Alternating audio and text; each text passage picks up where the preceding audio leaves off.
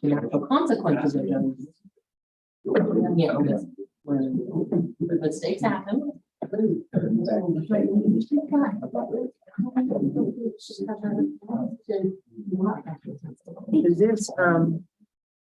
Is this blower a new piece of equipment? The 78.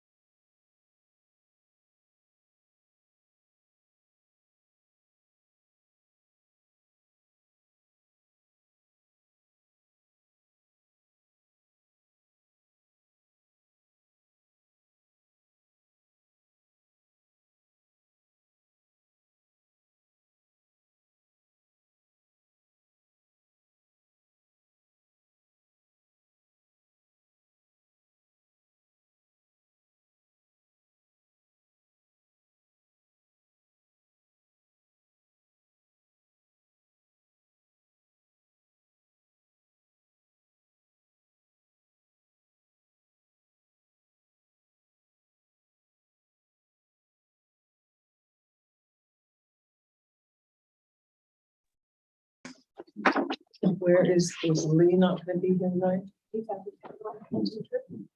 Okay, so we don't have Lee and we don't have Sheila. Okay.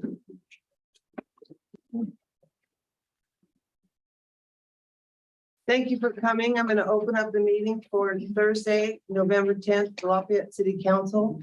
And we'll start with a a flag salute.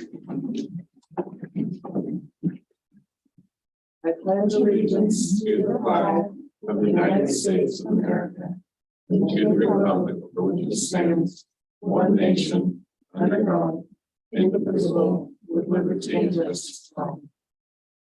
Okay, thank you. Okay, Preston, can we have a roll call? Mayor Frau. Yes. President Brungard. Yes. Councilor Drebin. Present. Councilor Goulart. Present. Councilor Paulson. Here. And Councilors Gilgan and Newman are excused. You have 5 councilors present. Okay, thank you. after the roll call, our deputy is going to be late, so we're just gonna go right through that. When she shows up, we'll go back to the sheriff's report. So what we have now is the minutes for the October 13th meeting. Does anybody have any changes or issues with them? I had two quick things. So on 10C, talking about the budget meeting, I think we had decided as a council to have that in February, and I don't see any mention of when. I think it'd be good to say that the plan is for February. That way the public's aware. Okay, so you want to add to 10C, you want to add in the month of February. An additional budget meeting committee this coming February or something. Okay. Along those lines. Okay. And then after the executive session, do we typically put the time that we reconvene back into normal session? I thought we did, and I don't see it here. I feel like we did. I think we usually do. Yeah. And then the last sentence, so I guess we need to find out the time. The last sentence, I remember Scott directed us that there was one thing that we could say about it. Basically that we directed him to continue. And I think that should maybe be added to that. So maybe no formal actions, but the council directed either Scott or To the continue on with the council process. to, continue the process. So you want that, okay.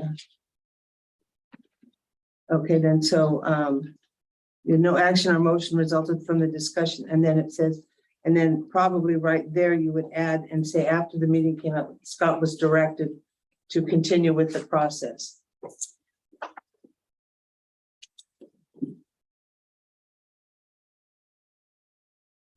Do that. And I was not present at this meeting, so I'm going to abstain on voting on these minutes. Were you gone? I didn't realize that. Oh, excuse me, it says you are, yeah, okay, That's when I had to travel to Seaside for work. that's fine.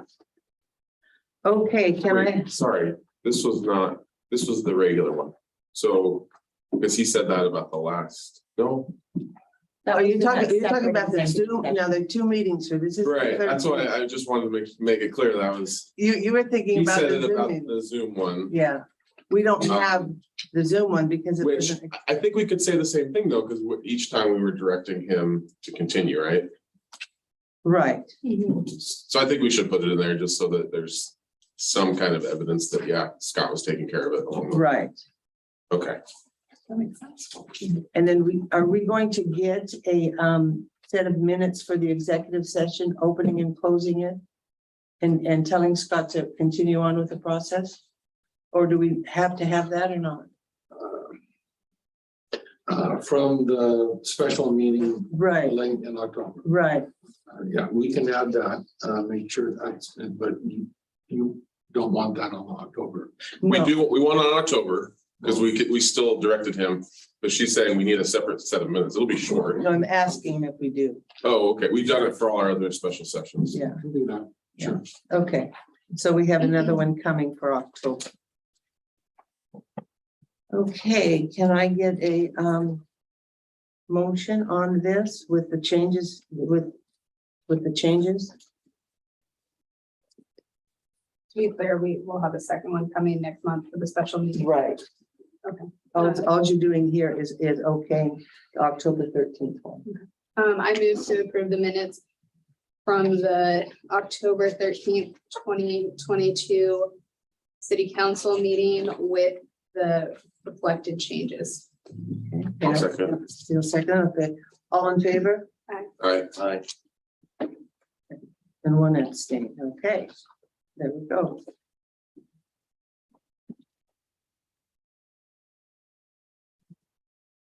Okay, do we have any additions or deletions to the agenda?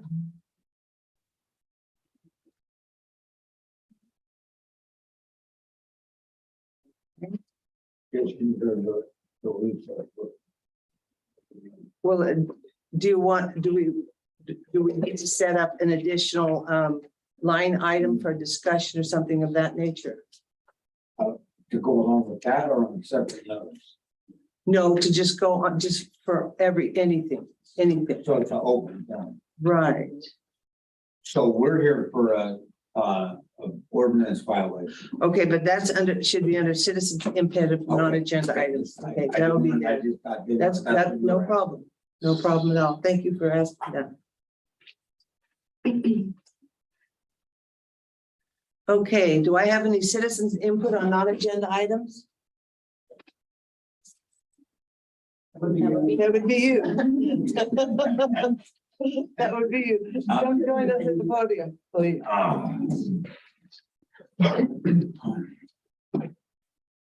All right, so I'm Mike Cranmer. I used to live in this town a long time ago.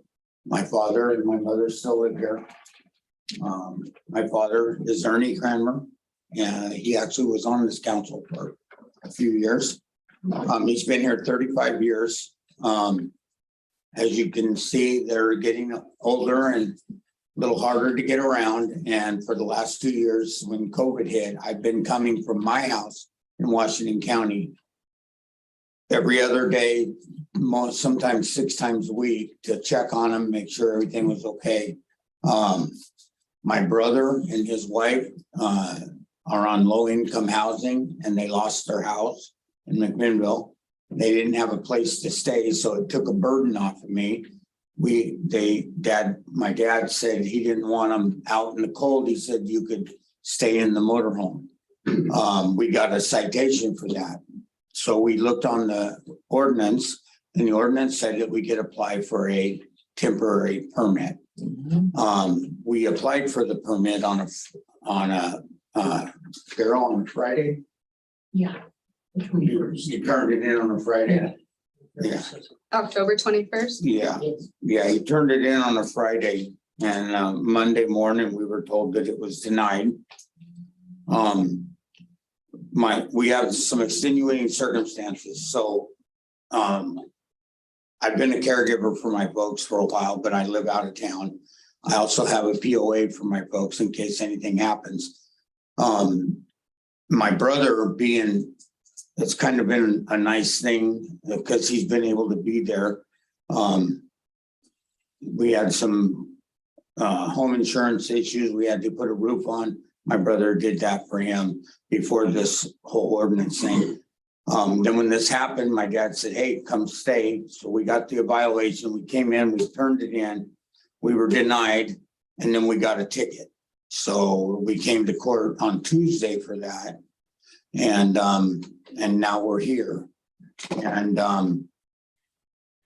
one of the reasons for having my brother there, we've signed papers for him to be a legal caregiver for him. Certain instances happened this morning.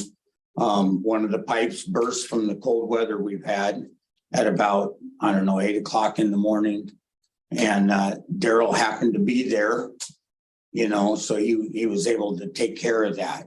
And then, and then my dad fell when Daryl left the house, and my mom couldn't get him up.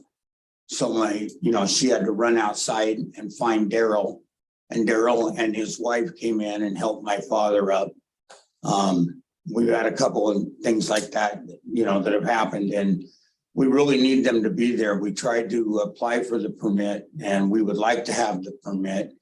I noticed that it says you can have one permit for 4 weeks, then you can have an extended permit for another 4 weeks. And then if there's extenuating circumstances, you might be able to get an emergency grant to have a longer stay. We're not asking for a forever. We're just asking that they have a place to sleep. And my nephew, who is in. Well, until we die. Well, Well, we have about 6 months too till our Section 8 comes up. yeah. So anyhow, we're just asking that, that they be allowed to help out, be caretakers, watch over them. Nobody is cooking in the motorhome, or nobody was cooking in the motorhome. All they're doing is sleeping in it, right? They've been showering and eating in the house with my folks, but there's not another bedroom in the house. It's not built that way. They've been sleeping down at the river in a tent in their car, and as cold as this weather is, And with my nephew being happened to go to school every day, that's not, it's a little out of. I think it's a little drastic. I think we have extenuating circumstances that should be considered, and that's why I'm here to ask you. And that's all I have to say. My dad had something to say. Did you want to say something?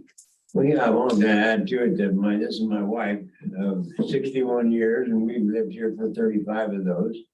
And we have other health issues ourselves too. If she has a heart issue, I have a heart issue, we have the same doctor. I don't want to put her in the ground here. And if I have to deal with this, it's just stress is worse than the weather really for us. And whatever we did, when they served us that ticket, there was nobody had called for any complaints that I'm aware of at the city. They never said that there was complaints of us. The motorhome was sitting on my property off the city property entirely. And it had, like he said, it has, we have plenty of facilities in the house for Showering, toiletry. yeah, we got three showers and two toilets, so it's well equipped. And I have a concrete sidewalk that goes down to the door that going into the house where the Where you live. restrooms are at. So I can't see where it's hurting anything to let them have that permit. It's for my son, it's not for me and my wife. We can stay there as long as we want until we die. We probably will. But I'm gonna ask Preston to give us some of his background on why it was denied and stuff like that now. Okay? Yeah. Can you let us know what's going on? So the permit was denied because Art has not been a responsible owner with these issues in the past. And he's had compliance issues lately, so that's why he was issued a citation. What were the compliance? What I'm being accused of now, being not a responsible owner. What have I done wrong? Well, I I've had no problem with the don't city. intend to get into any of that because it's pending. You've got a trial set for this matter with the judge. And isn't that correct on Tuesday? Yes, and we told the judge that we had a meeting here and we were gonna talk to you, and because we have extenuating circumstances on this that, I mean, it's jeopardizing the health of my parents, and we're trying to be respectful of them. They want to live on their own as long as possible, which I'm sure a lot of you are going to come across that someday when your parents get to that age, if you haven't already reached that, and taken that independence away from them. I think that's just too much. That's an extra nail in the coffin. How many bedrooms are in the house?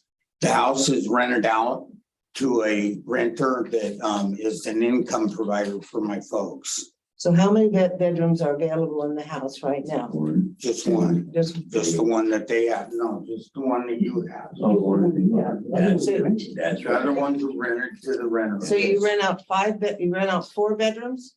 No. He rents the house and then he lives in the apartment. We built an apartment off to the side of the house. We Oh, okay, turned the garage into an apartment. okay. So It was already mostly there. All we did was just finish the driveway. I don't, that's Right, fine. no, I know. It's just, I'm trying it to made more sense Yeah. because you saw him walk in. He can't go up and down stairs anymore. He almost tripped at the store tonight when I took him shopping. No, I understand that isn't what I'm getting at. I'm getting at because, see, if there was more room in the house, they should be in the house. Yeah. And not out there. But what you're telling me is that he's rented the whole house out but 1 bedroom and he is, No, yeah. and he's in one bedroom of the house. Yeah. And that's their supplement to all they have is Social Security. So let me ask you this, is you rented to one person or do you rent it to multiple people? It's one guy who has, girlfriends and some other people stay there that, you know, we don't question it. It's his house. Right, right. So, but So when would the council be able to hear the reasons, Preston, for why it was denied? Because without hearing that, I don't think that the council's able to make a very good decision. Well, I think at that point, then there should be an emergency permit authorized till we meet again. That's why I'm trying to understand how long till we know. Because even if the council said, well, you're renting it out, Oregon has laws where you can't, if they've been in there for a year, you can kick them out, but it takes 90 days. And this is an emergency sort of a thing. So saying get the renters out is not going to be a stopgap measure for right now anyway. But if we can't hear a reason to allow it or not, then I'm Well, he, inclined to the just, gentleman that's there, he helps with the caregiving too, because he has a driver's license and my son doesn't. He had to go to the hospital with it. no, that's fair.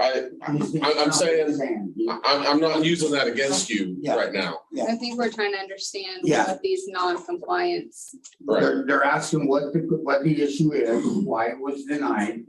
And if they can't Well, tell us today, yeah, they're saying that they should give an emergency. okay, because so far I haven't heard. So Yeah, you have a court date on Tuesday. We do, and when we talked to the judge, I told him about all this, and I explained to him what was going on, what the deal was. And, you know, he was very good judge, great best, I mean, good job you guys on hiring that When guy. is your next court hearing? They haven't They given. didn't give us one. He just said, well, let's wait and see what the council says. And I think if we go, because if we get a emergency permit, then I'm gonna come back to talk to him myself and show it to him and say, here, this is what happened. And he's a pretty reasonable guy. I mean, I saw him. So the court is for the RV, but we're being told the RV being denied was due to other issues. Is there a court date for the other issues, or you're saying that's a work in progress and nobody can know until it's done with? We're on the work. Oh, sorry, the question was for Preston, because he's the one that's gatekeeping the information. Well, I wasn't at the municipal court meeting on Tuesday. But that citation is going to be the subject of a trial. That date has not been set yet. Does the The RV citation citation. have to do with the RV, or is this about the It only non-compliance? had to do, Tuesday's court date was only about the RV, using the RV to sleep in. So the council's asked Preston, why was the application denied? And you said you can't get into the details. When will the council hear those details so we can make an appropriate decision? Well, you should wait until the court goes through its process. For the RV citation or for other processes? Well, for both, but Are there different pending trials No, in different matters? there's only one matter. You know, Because this doesn't make sense to me. I mean, with a trial, they're gonna handle all the issues that are there. And so if it's just on the RV, it wouldn't have anything to do with other non-compliance issues. the citation was regarding occupying. Of the RV. the RV, yeah. Okay, but so then the city's position was deny the request for the permit because of previous non-compliance on other issues not related to the RV? Related to RV use, yes.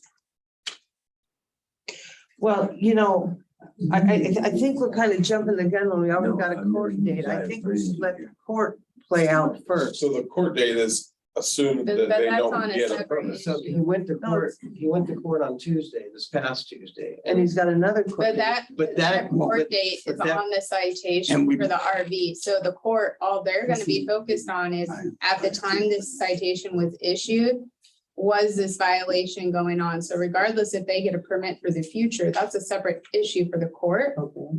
And so I don't think it matters. But I agree with what Jim's saying, until we understand the full picture here of what these previous non-compliance issues are, that needs to come back to the council. So my position is, until then, I believe we should be granting an emergency authorization until we at least can have this heard. We don't need people out on the streets with a child. Living down in the river. You know, especially with the fact that cooking is taking place in a home. shower, bathing, using a restroom? I It's mean, just sleeping. and you said that the RV is off of the roadway? Yeah. It's not, so it's on the yeah, property, Yes, well, on the property. so that's gonna be my position here today. Is the January council meeting on the 12th, second Thursday, right? Can we give them an emergency permit until the January meeting and we'll revisit this in Why January? can't we do December? I don't want to kick somebody out of a warm place. I right think that before we should Christmas. try to plan to have to at least have stuff come for us in December. But at least grant the extension through January, so there's not.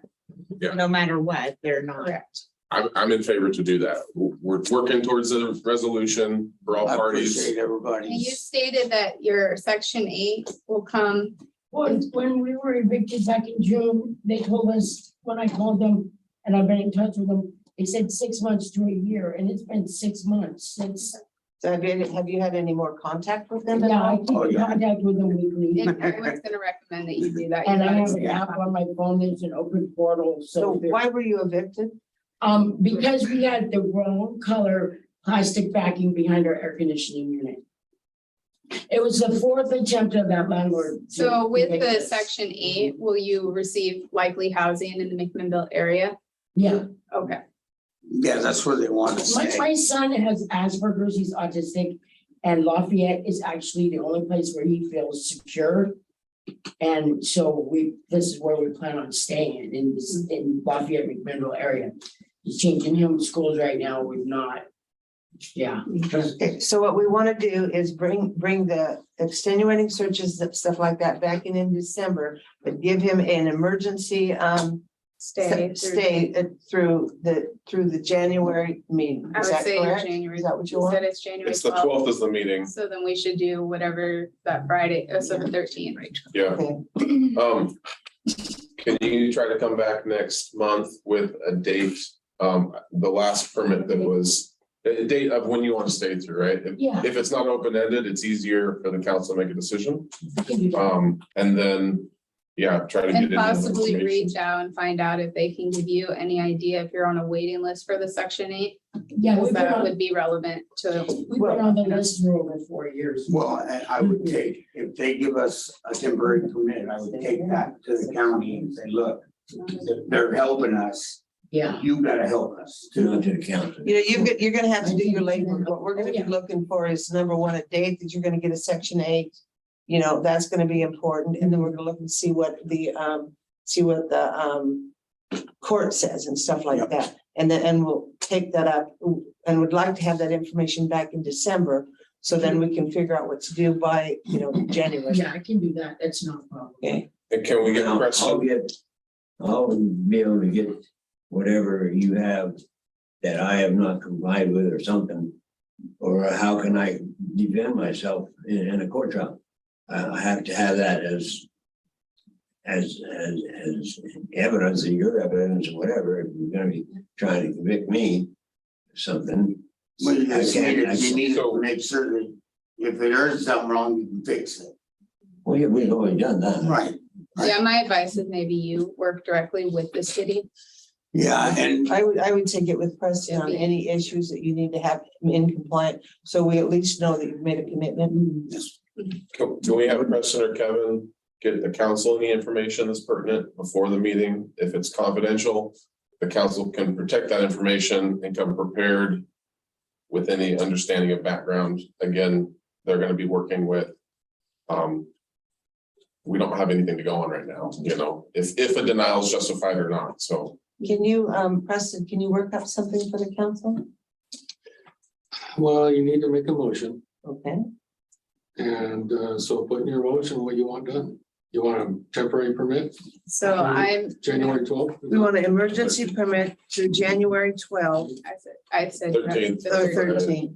13th, and then It's not a what Friday. do you want, Jim? You It is. want? I'm sorry, Um, I thought that after I said city administration to provide the council, it, with the back with any pertinent Any information background on it. on why the permit any was. background and relevant information to this request for. Do you want to mention? Yeah, so, I move to approve an emergency temporary permit that will last through at least January 13th of 2023. And I direct that the city administrator gather and provide the relevant information related to the request for this permit, as well as the relevant background, including but not limited to past non-compliance issues to be provided to the council prior to our December 2022 council meeting.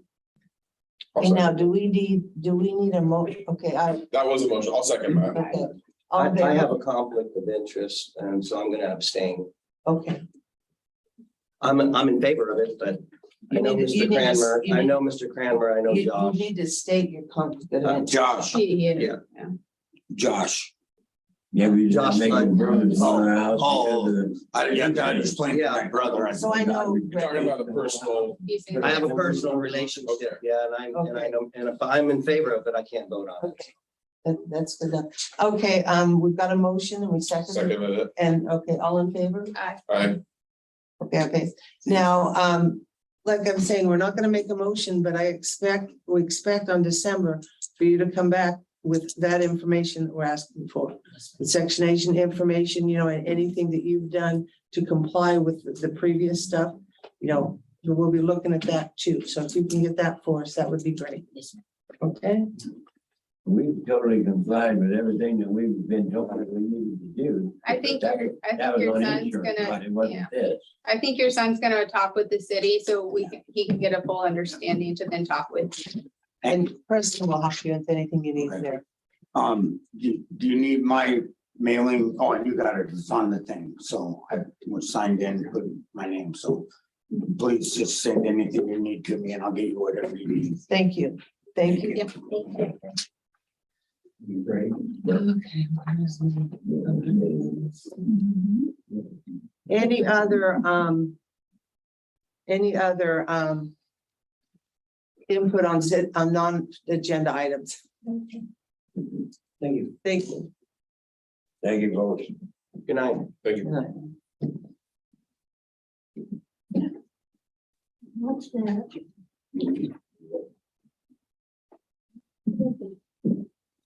Okay, then we will move on. Okay, we have a public hearing tonight. A legislative public hearing for ordinance number 643. The purpose of this hearing is to conduct the first reading of ordinance 643, amending chapter 6 of the Lafayette Municipal Code. So I'm going to open up the hearing. Are there any conflicts to this information, councilors? Okay. Does the council object to reading the ordinance by title? I do not. No. No objection. Okay, let's see what the title is. Here it is. Okay, an ordinance of the Lafayette City Council making amendments to chapter 6 of the Lafayette Municipal Code, ordinance number 643. Okay, so now we would like to have the staff report, Kevin. Thank you. What you have here is the actual language that we've been discussing the past two meetings regarding amendments to chapter 6. Within the materials there's also a quick chart for the changes that were made. The last changes that council requested was to change the process to where the administrator could extend the permit for the pods, and we've made that change. Good. Does anybody have any questions about the ordinance or the changes that have been made? I thought it looked good. I'm sorry, I skipped ahead too far, but public, is there any public testimony on this ordinance change? Anybody have any compliance questions, anything of that nature? Okay. Okay, I'm gonna close the public portion of the hearing. And then the counselors can deliberate, address any issues raised by the staff report. There been anything?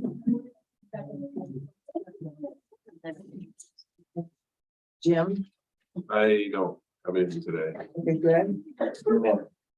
Kayla? No, I know. Okay, okay, we don't have to make anything other than the second reading of this ordinance will be in December. The December meeting. So we're ready to go. We don't have to close this. Thank you, Kevin.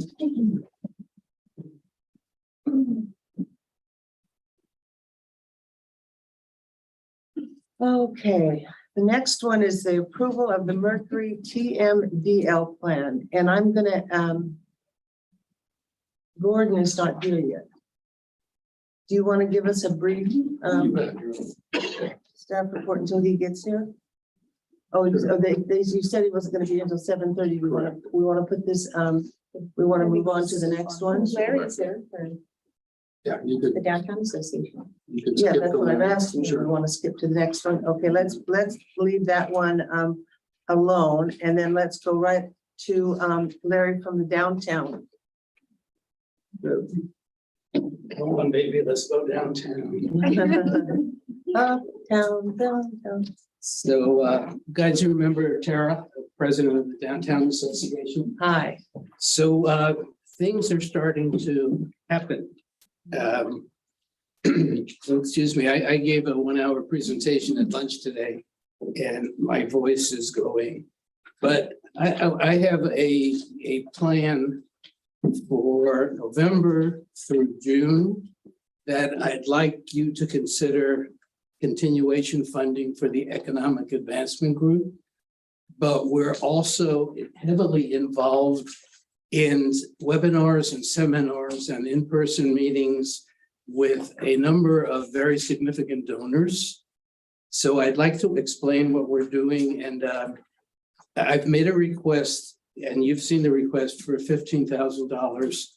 But I think in the first quarter of next year, I can bring in significant dollars that would offset my request. So it's a maximum through the end of June. And I can talk about what I want to accomplish. At the end of June, the Economic Advancement Group, in terms of the Downtown Association, I would like to continue as a volunteer. I would like to be on the board if they want me. But as far as getting paid to do the work and getting things going, I think we can be at a point where they don't need me. And that's really up to Tara, Norm, and Adam to take charge. But we've been attending a 11-hour webinar. This morning was 8 and 9. RDI is putting it on rural development initiatives, on grant writing and grant funding. In addition, on Tuesday, we had a 2-hour meeting with Business Oregon. RDI put this together, and Sherry Stewart, who runs the Oregon Main Street program. Last Tuesday, I was invited to a meeting in Newburgh that had program managers from the Oregon Community Foundation, the Ford Family Foundation, the Austin Family Foundation, the First Federal Foundation, the Oregon Arts Commission, and Spirit Mountain Community Fund. And it was surprising in that there were just 15 or 20 of us in the room. So I had an opportunity over 3 hours to talk to each one of these funders about Lafayette and funding through the city, because they can't fund a 501c6, and how we can make it work and what we're doing and how we're going to make it happen. Rural Development Initiatives has been doing this for 25 years. The program Tuesday was revitalization of your downtown. So by Thanksgiving, Tara and I are going to work on a $50,000 grant for Casey and Yamhill County. And I'm going to repeat the grant request I made to First Federal. They do a quarterly $5,000 grant. I sent that over to Tara today, and we're going to work on it. Maybe I'll let Preston look at it. When you're applying for these grants, where are you designating this money to go as far as a grant goes? Well, I'm starting with bringing back the historical significance of Lafayette. The first federal grant was to put, Greg and I met and we put a list of what do we come up with? 15 different significant facts about Lafayette. So the grant request was to put 25 banners on 3rd Street. We'll repeat some of them. And maybe with the theme of Live Lafayette, Love Lafayette, as a start, leading to the Heritage Festival being reinvigorated maybe next fall. But we will also take that list we submitted to the state legislature and go out. The county, when I met with Casey, he said they can cover my work with the Economic Advancement Group, the banners, and doing something to bring winemakers and beer makers into town. So put $50,000 around that. So we're going to submit a lot of grants in November and December.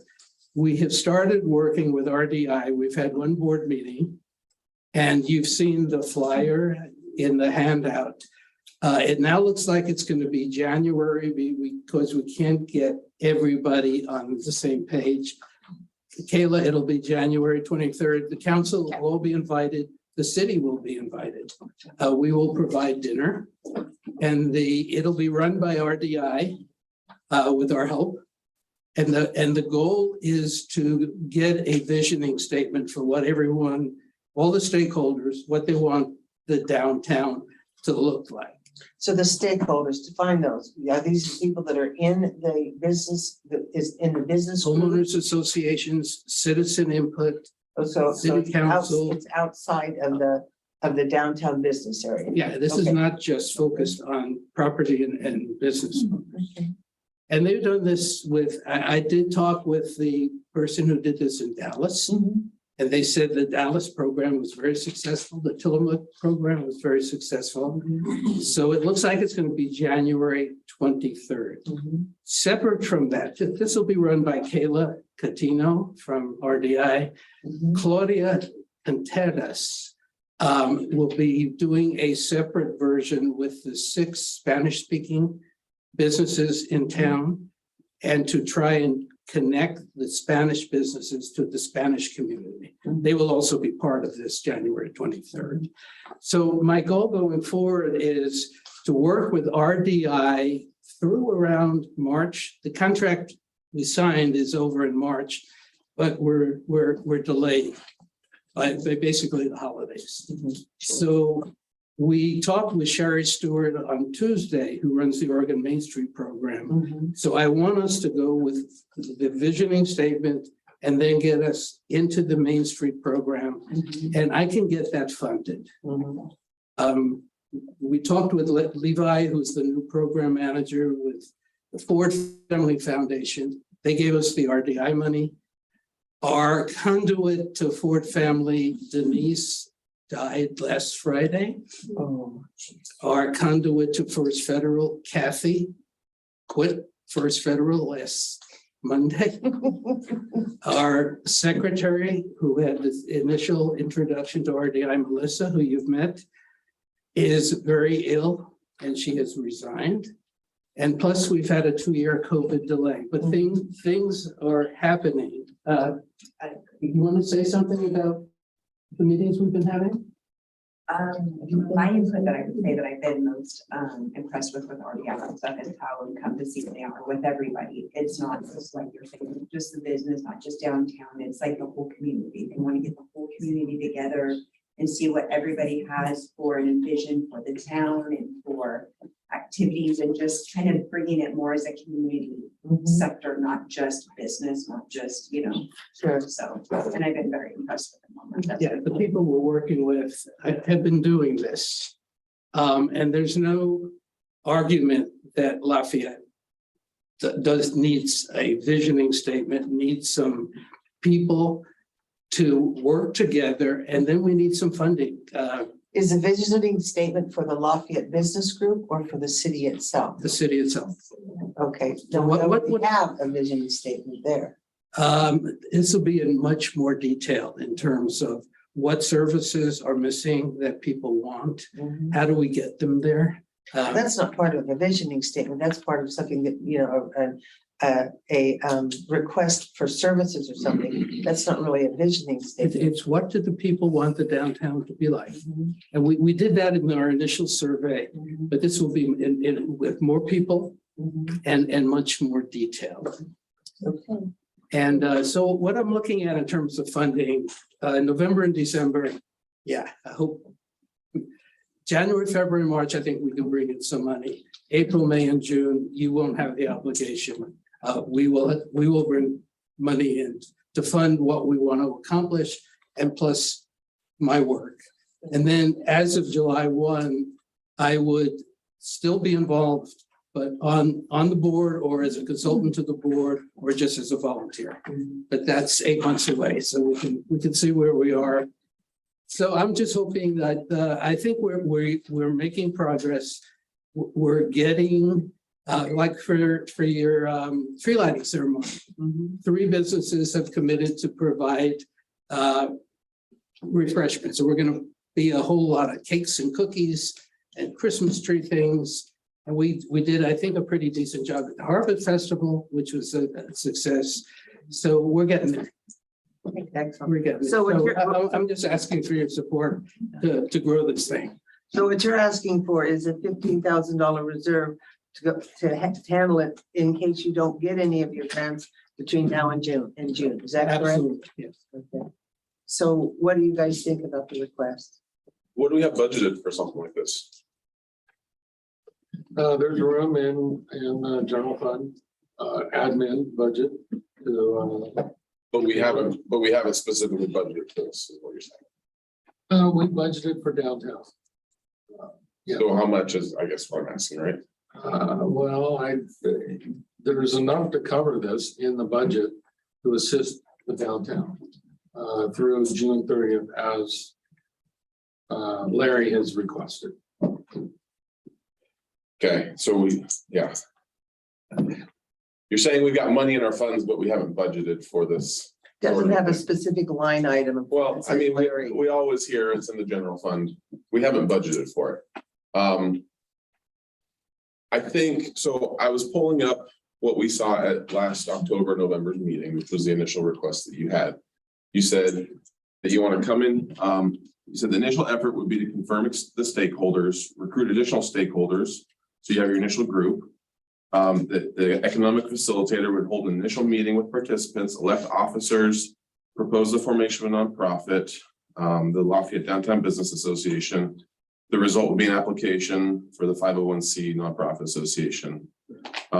You'll schedule and run monthly meetings at the convenience of stakeholders. Quarterly progress reports will be delivered to the Lafayette City Administrator. A priority of the Lafayette Downtown Business Association will be to develop comprehensive 5-year plan. Goes into some detail there. The economic facilitator and downtown Lafayette Business Association will market Lafayette as a friendly place to do business and develop property. Economic facilitator will introduce the Oregon Main Street program to the Downtown Association, Downtown Business Association will provide input to the potential urban renewal district plan in Lafayette. So those first several, I think I would say we're successful. You got a group together, you formed a board, you got your nonprofit. And now we're working on the second part of that. So I guess my initial thought was those were your initial efforts. And so, looking at a year later that, half of those are still, I understand things are slow, things are, you're moving through things as you can. I also think that now that it's a nonprofit, we should probably be taking the approach of the Lafayette Downtown Business Association should be applying for a grant, just like we require everyone else to apply for a grant for the funding. Larry, don't get me wrong, I don't have anything against you, but I think there's a lot more strength with a group that you're helping coming and saying, we need Larry, rather than you coming and saying, keep me on the payroll to help them. I don't see a difference. Okay, that's fine. I mean, To me, there's that's more why strength, I right? asked Tara as the president of the LDA to come join me tonight, and I can bring everybody else in also. I'm saying, I think the process needs to be that the LDA requests as a grant, because we budget for grants. We budget for helping those in our community that we see a positive impact for. And I'm not saying I don't see a positive impact from you, Larry. I'm not saying that, but you're the only one that's getting paid with the volunteer organization. We've got other volunteer organizations. And I guess I'm trying to understand what role that you're playing now is going to change when you say come July, you're willing to be a volunteer, but you're not willing to be a volunteer now. The role is going to change. She's going to take a lot of the responsibility. And RDI is providing leadership training. That's why we're doing the grant funding and grant writing seminars right now. Norma's going to get more involved and Adam is going to get more involved.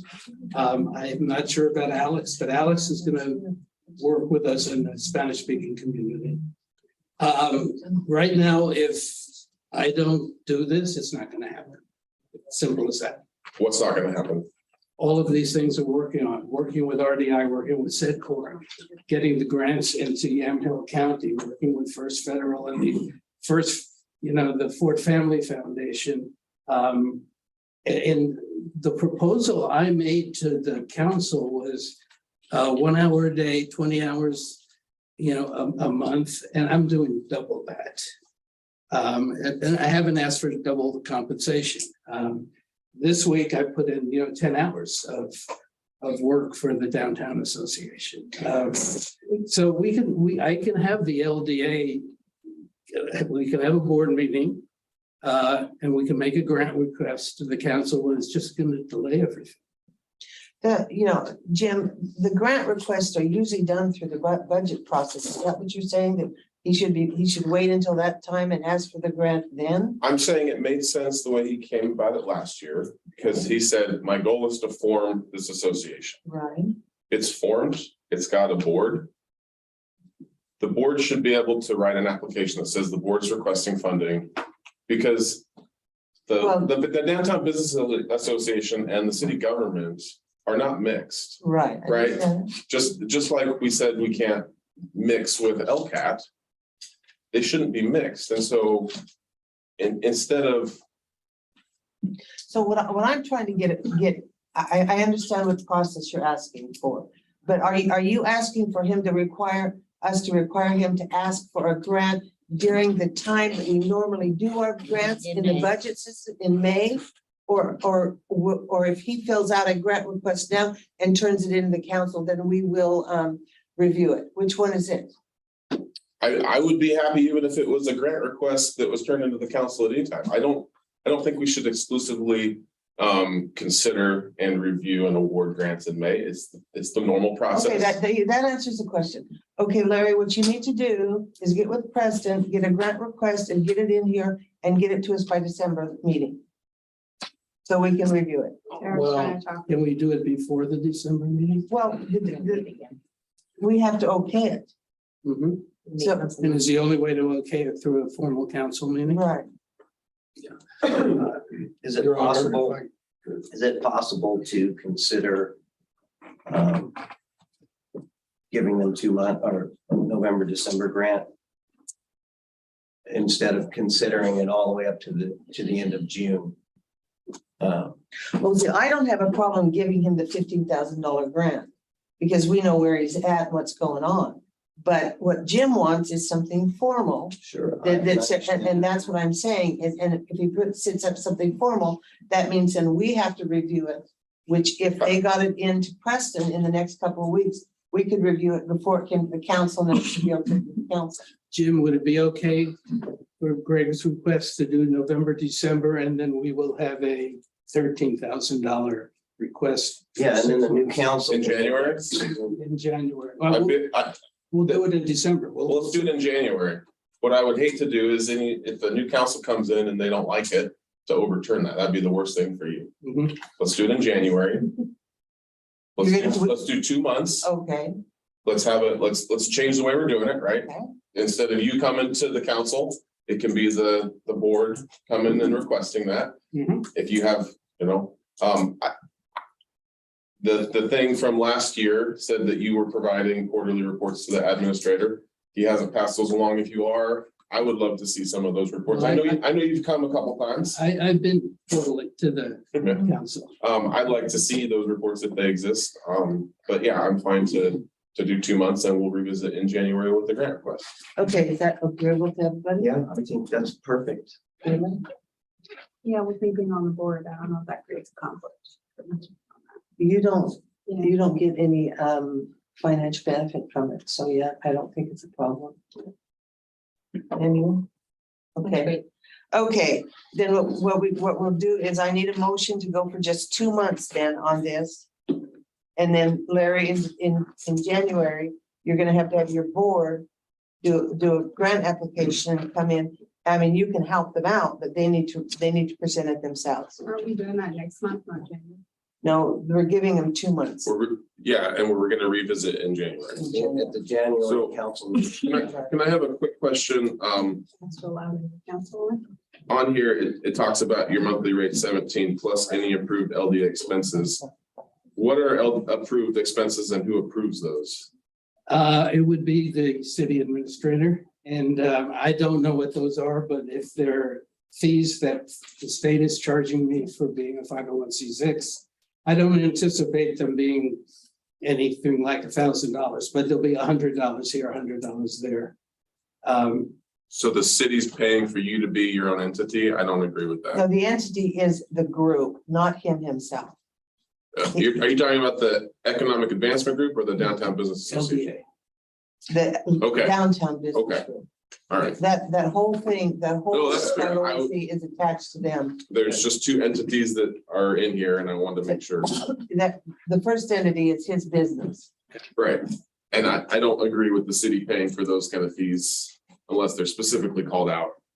Well, the fees that you're talking about are the fees for the 501c, which would be approved by the group, the Lafayette Downtown Business Group. So there's the Economic Advancement Group of Lafayette, which are you the sole member of, or you've got other? I'm the sole proprietor. Right, so, But we're not paying his expenses, we're paying the, It's the expense of being a 501c6. but you're not the 501c6. Not at all. okay, You all see, right. that's what I'm trying to say. And I is he can't isn't- sign for the yeah. 501c6. The board is the 501c6. So the board will submit a grant request on January 12th, is it? At this meeting. Submit it before, so it's in the packet, so that Yeah, it can be seen. Preston, we'll work on the wording Yeah. that needs to be. Yeah. But by that time, I should have grants submitted and some better feeling for, What's going on? I mean, these people have been reaching out and saying, we have money and we want to fund you. What we're talking about is getting our message in line with their expectations. Right. And once we do that, working with RDI and Abisha from SEDCOR, we will get money and we will get significant money. Good. Okay, so, do we need a motion for that? For 2 months, right? Yes. I can make a motion. I move to approve the continuation of services of the Economic Advancement Group LLC from November 1st, 2022 to January 1st, 2023 in an amount not to exceed $3,400. I'll second that. Okay, all in favor? Aye. All opposed? No. Okay, so Larry, you know what the rules are now, I know what to do. January. Thank you. Thank you.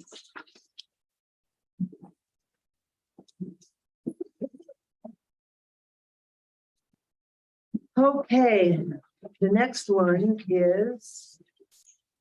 I think our guest Is it, who, where's, yeah. Oh, that's Gordon, yes.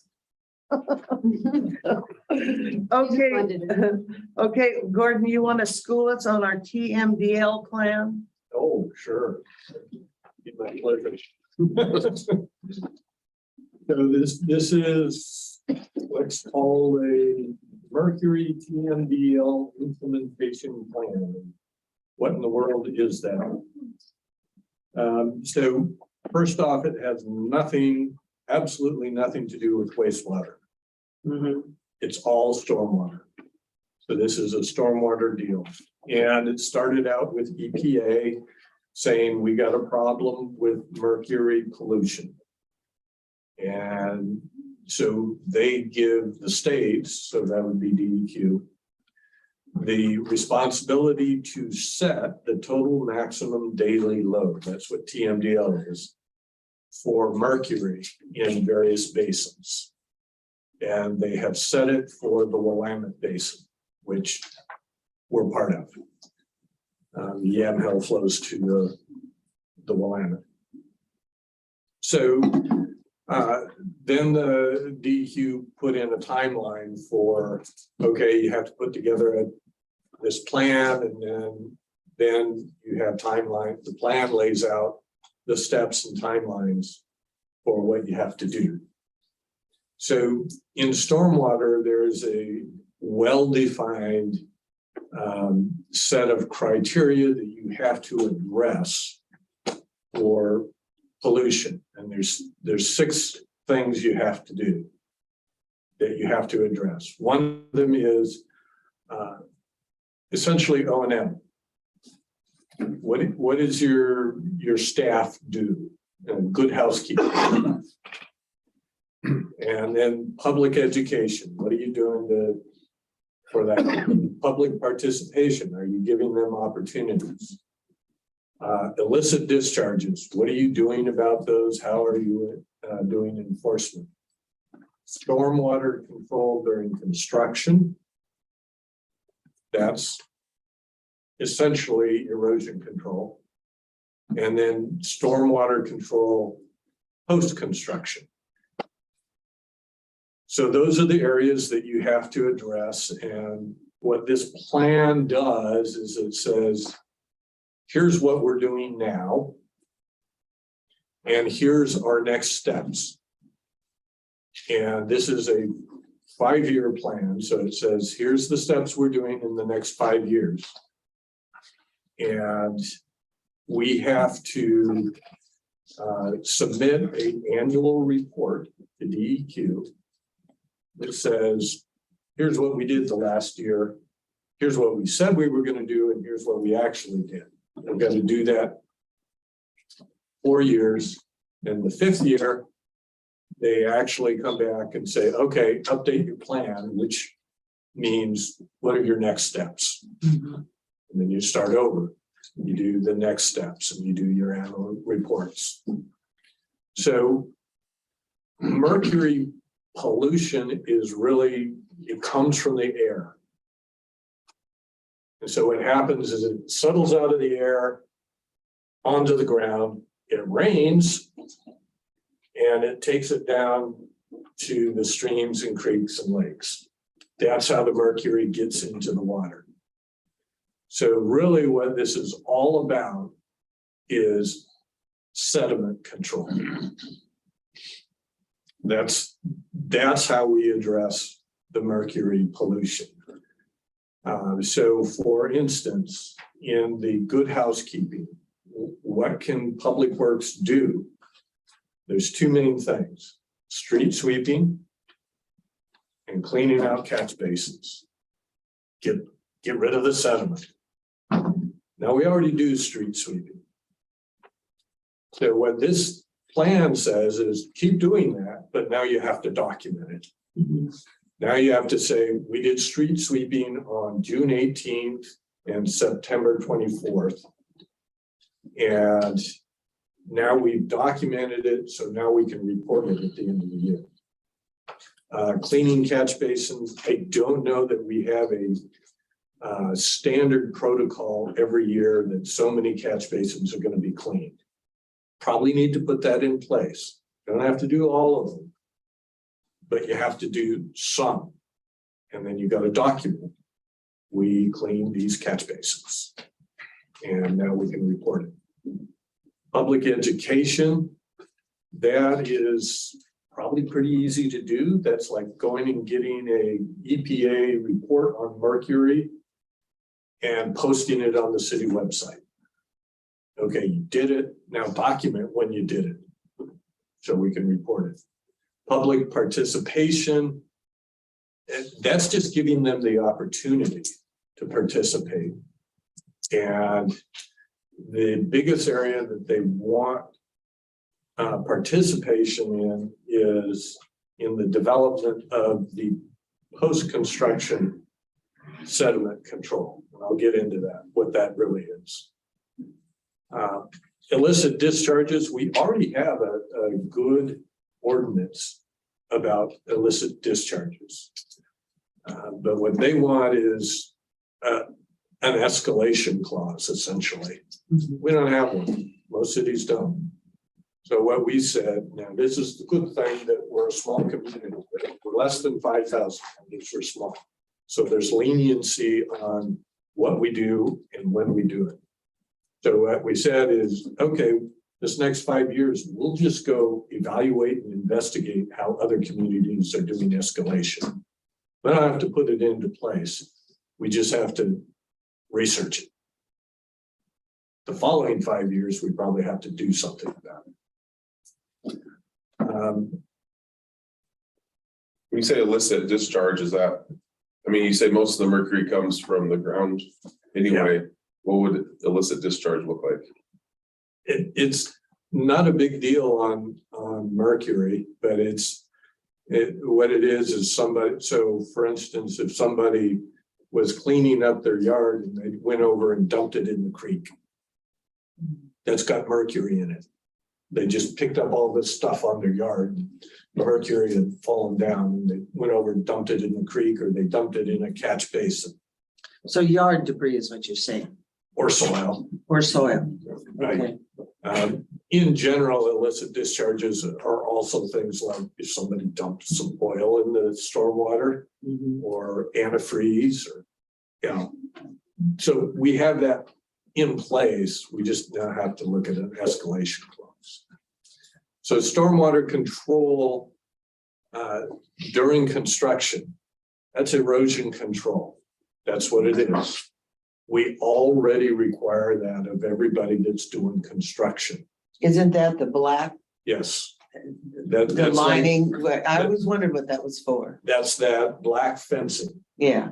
And it's also, you'll notice if you walk by existing catch basins, they have what they call a diaper that's inside of it that catches all the debris that comes in.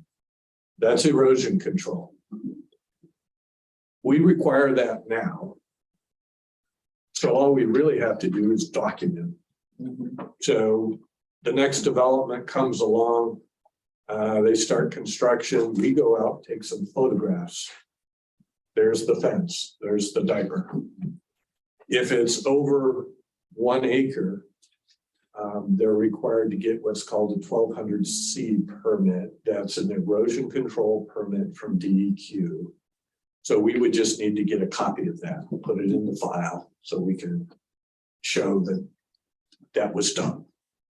So that's just a documentation thing. That's not hard.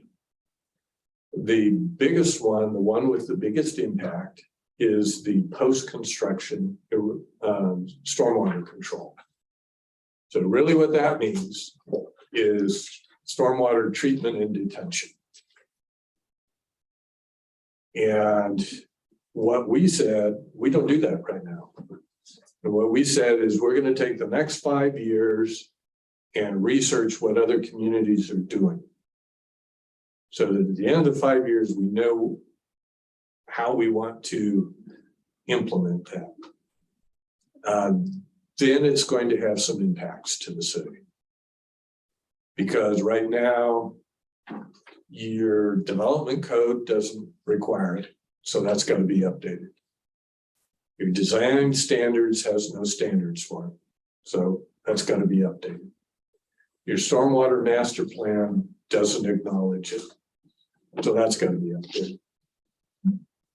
And then eventually you're going to have treatment and detention facilities that the city needs to maintain. So eventually there's going to be O&M costs. Now, treatment is not like a wastewater treatment plant. You're not going to have a big treatment plant over there. Typically, it's, a development goes in and they're going to put in a small pond. Maybe it's the size of this room. Like a detention pond? Yes. And maybe they put treatment inside of that, meaning they have some plantings. Or maybe they do a swale or a rain garden. So all of those things need to be maintained. And what is that? It's like, okay, detention pond, eventually you got to pull out the soil that gets deposited there. Rain gardens, swales, that's landscaping. So you got to keep the plants alive, you got to weed. So, and it's not huge and it's not going to be right away.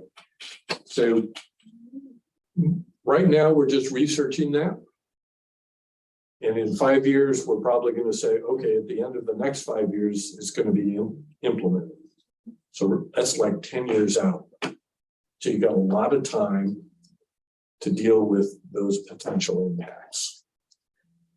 So when you, like on the new bypass, when you go down Springbrook Road, they have a lot of openings in their curbs, and then they have a section that they plant certain plants in. And I was told that was to control the oil and different things and the mercury that came off of That's stormwater. that stormwater. Yeah, that's what they call LID, low impact development. So instead of collecting all the stormwater, putting it in a pipe and letting it out, they're trying to put it back where it's raining. So you spread it out and that's more natural. Yeah. So it's more infiltration. So like with the one detention pond that we have in town now over off Grant, would that have to be revised based on some of these standards? No, it's not you don't go back. And you won't have to now have to put a treatment system at every outfall. It's the new stuff that you got to do. So again, right now, all we're doing is evaluating for the next 5 years. And so what we have here is a table matrix, it's table 2, that says, here's all the steps we're going to be doing. And these are the things that we need to report on. So we're going to have to, public works staff will have to make a file that says stormwater mercury TMDL and start collecting the data as we go, so that at the end of the year we don't know. Right. So right now, this plan, timeline wise, DEQ gave all the cities, and there was, I don't know, 150, 180 agencies that got affected by this mercury TMDL all up and down the valley. And all of them had until September 3rd of this year to have an approved plan. We actually put in the plan before September 3rd, and they asked for a few minor modifications. And so it actually got approved September 30. So this is approved by DEQ. It's not a permit. On the other hand, if you don't do this stuff, DEQ can fine the city. So it's a quasi permit. And so tonight, really what we're asking is that the city adopt this. So now it becomes a city document. Whether the city does it or not, we still have to do this stuff. But if the city adopts it, it just gives staff a little more support for what we're doing. Council acknowledgement of the plan, approval on the plan is a requirement by Oregon and DEQ. Are you involved in a lot of these plans with other cities? Is that what I was hearing? Yeah, our office did 6 of them. Okay. And I worked on 3 of them.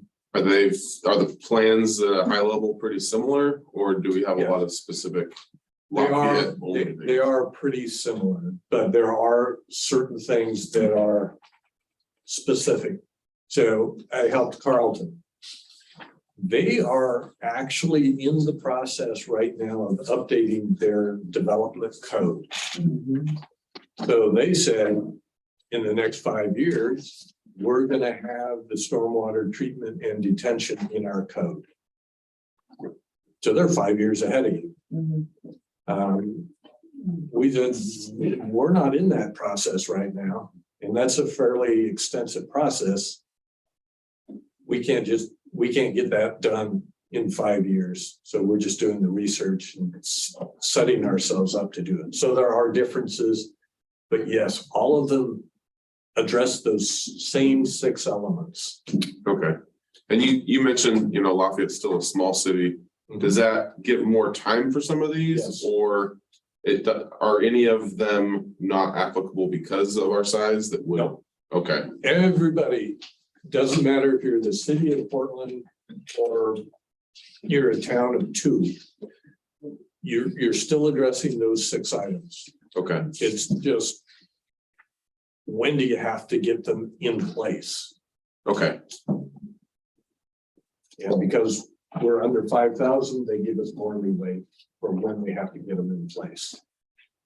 For things like require regular street sweeping and cleaning and catch basins, they don't define what regular is or anything. No, so this is an implementation plan. It's the big overview. So now the city needs to decide, how aggressive are we gonna get with that? Right.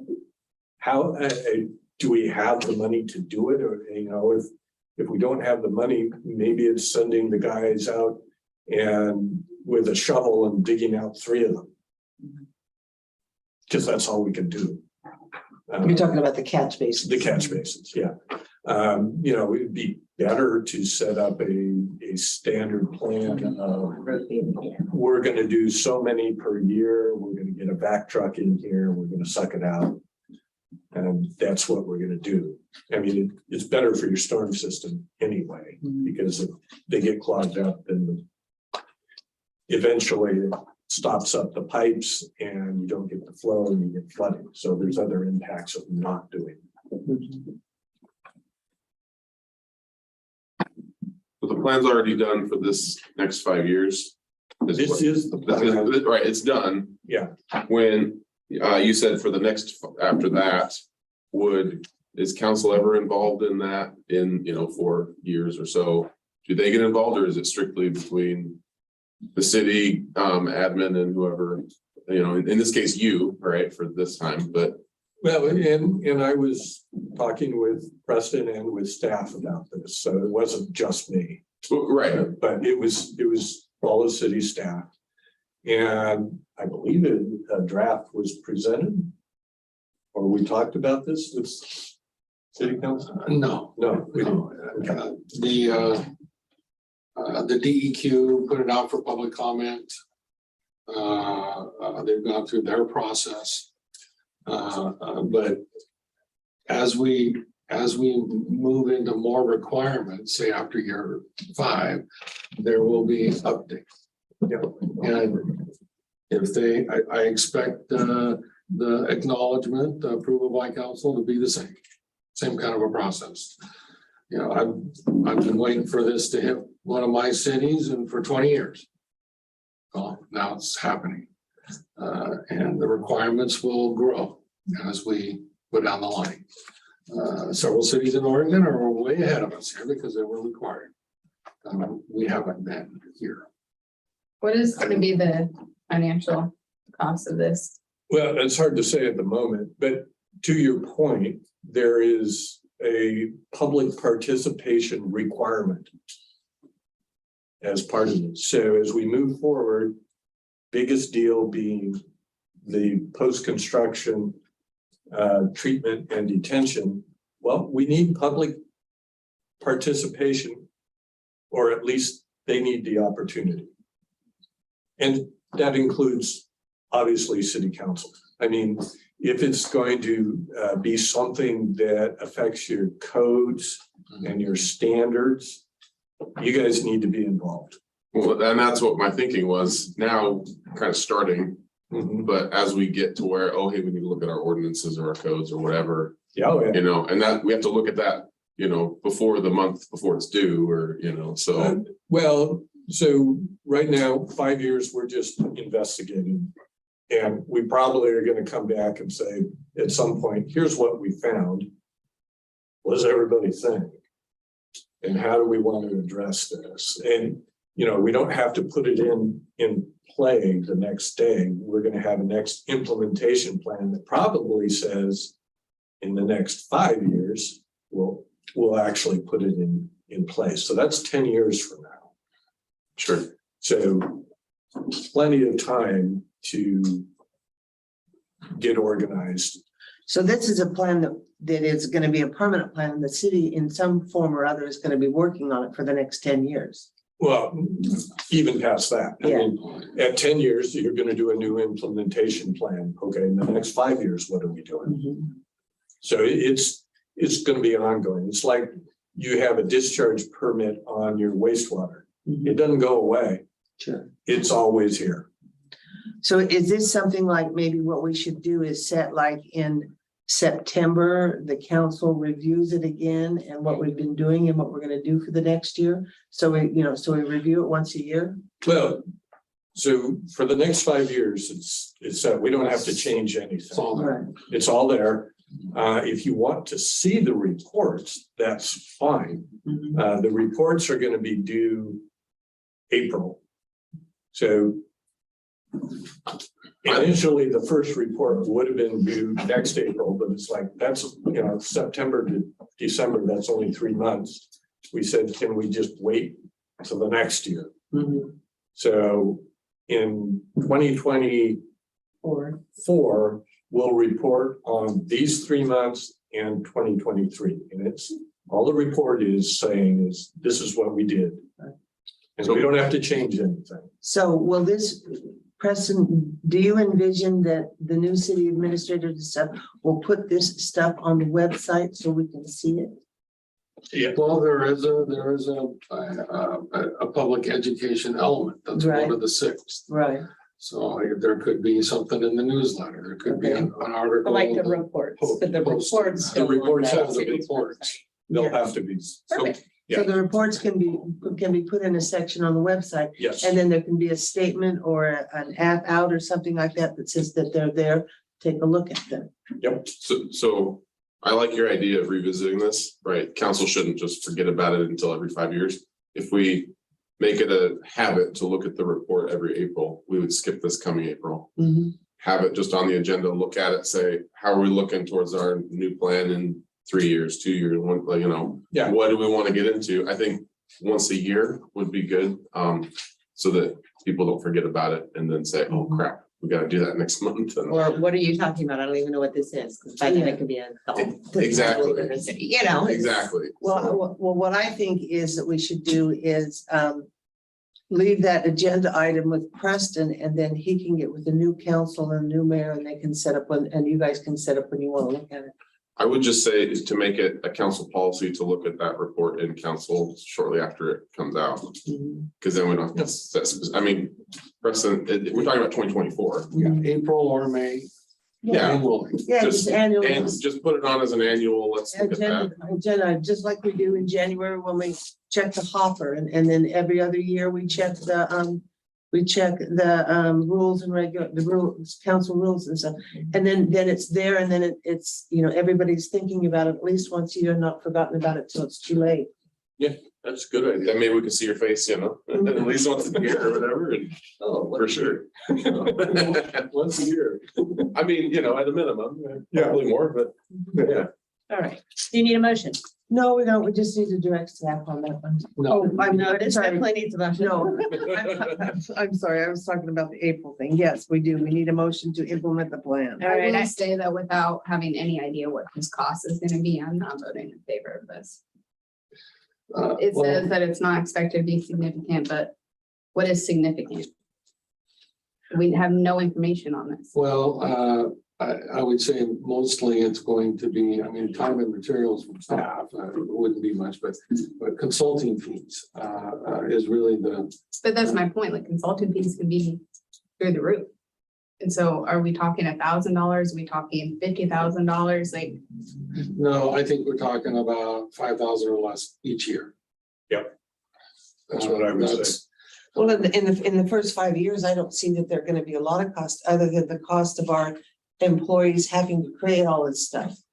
I mean, that's gonna be what the cost is gonna be. There's the report, time to put together the report. Staff could do that. You don't have to have a consultant do that. Staff could do that, or a consultant could do that. I've done these for other communities. It's probably a $2,000-3,000 effort. So that's yearly. so There, before we hire this out will this be coming back to the council to decide? Or is this gonna be a no. city administrator's decision? This is something that we would implement that would take consulting fees. I'm not gonna force staff to do a very technical report. It's gonna be our city engineer. So it's gonna run 5,000 or less over the next 5 years. And for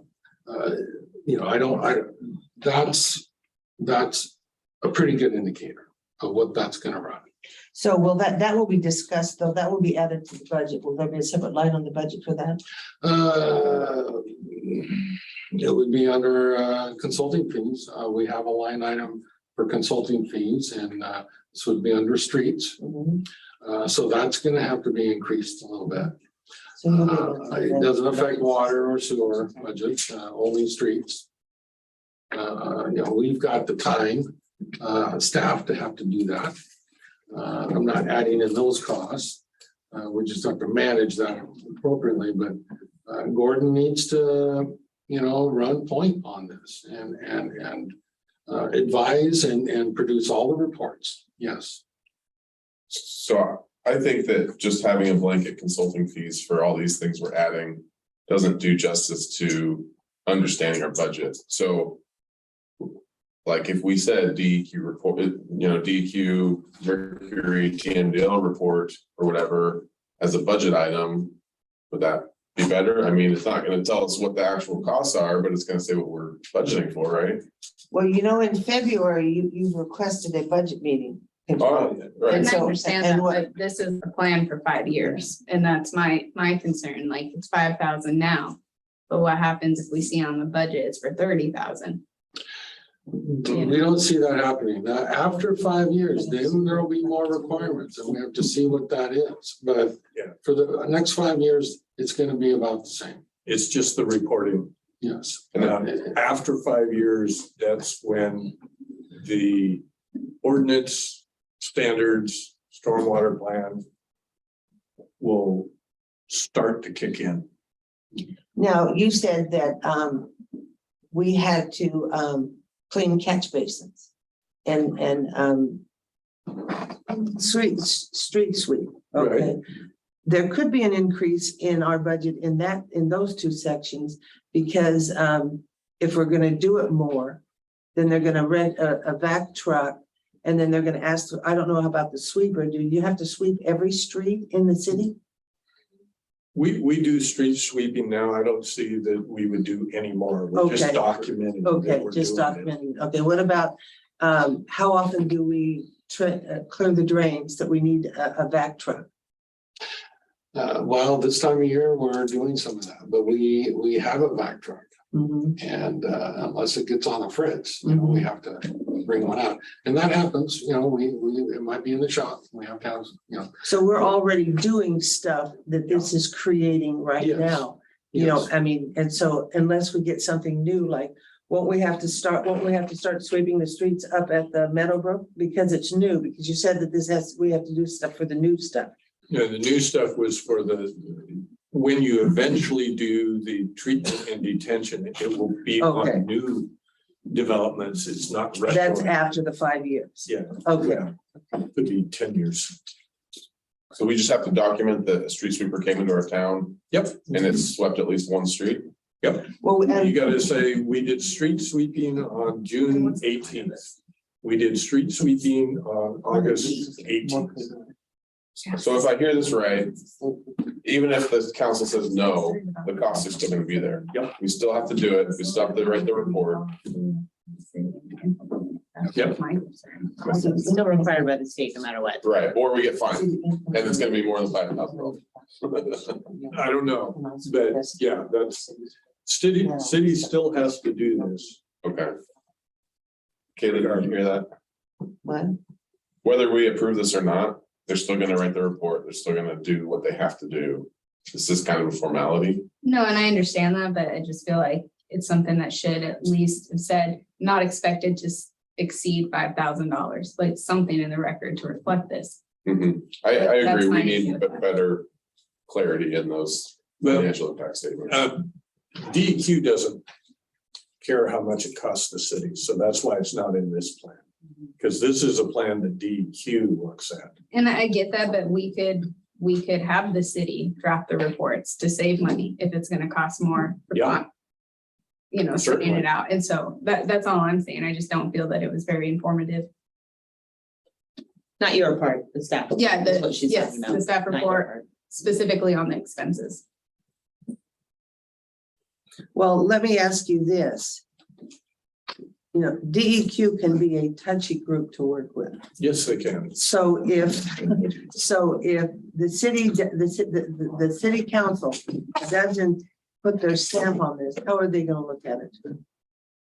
I can't tell you that, but what I can tell you is a trend that I've noticed in about the last year with DEQ. I think they have more staff now, and they have been focusing on enforcement. Not just in stormwater, but in sanitary as well. They have been actually going back in history, back 8 years as much, and saying, okay, we're gonna nail you for what you did 8 years ago. Even though it's been corrected. Then, yeah, I don't know that, but they have been doing that. They have been putting more focus on enforcement. And that's what I can tell you.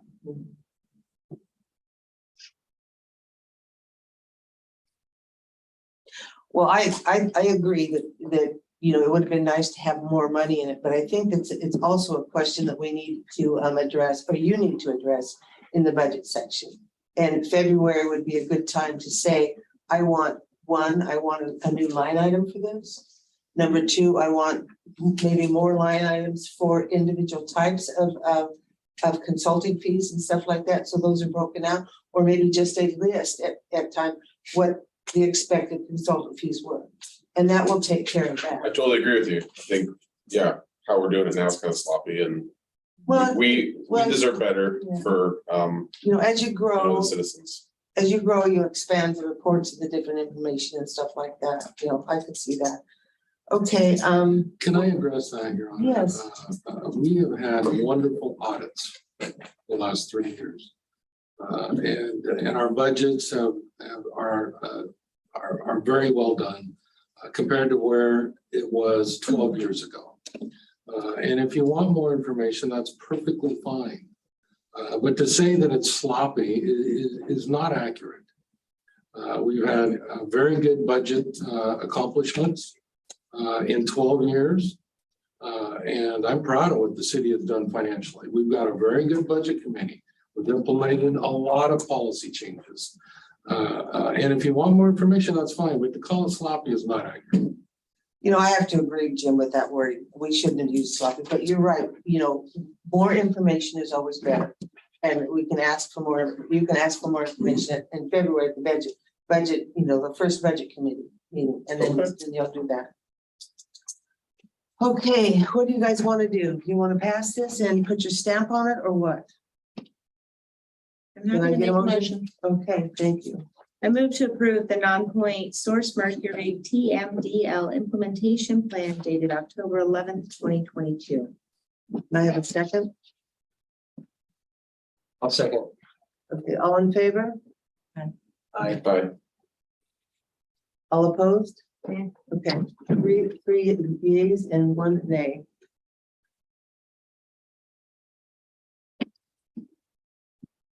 Oh, that's back up to eight. Okay. Yeah, we want. I know. Yeah, I just, get so upset when I get out of here. I'm not gonna have these all. I'm involved with it. You're free. Okay, the next one is the water rate analysis. Now, a little history on this. Let's Can we skip get one. the reservoir, or the reservoir? Oh, I'm sorry. I don't have my green Thank you, things Gordon. in the right order. Thank you. Appreciate it. Thank you. Right? Here, there we go. Okay, I'm sorry. Nice that you guys keep me in line. Okay, the next one is the approval of the reservoir construction grant agreement with the state of Oregon. The ballot measure hasn't been certified, but it's in a count that we can't, it not pass. So, so we put this showed up just the other day, didn't it? Friday, okay. So I'm gonna ask Preston to tell us exactly what the contract, how this contract affects us. Sure, Your Honor. So this agreement implements the agreement with the city on how funds will be dispersed. The 2.25 million for the reservoir, how that will be dispersed to the city. It's fairly simple. The way I've got it set up, it is for construction only. That's very easy to document. When the city becomes encumbered by approving a construction contract and drawing those monies from the state to pay for those construction costs as we go.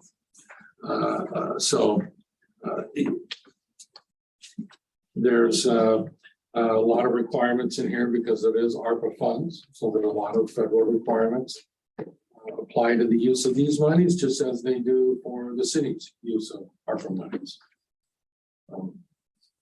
One of the big similarities there is the timing.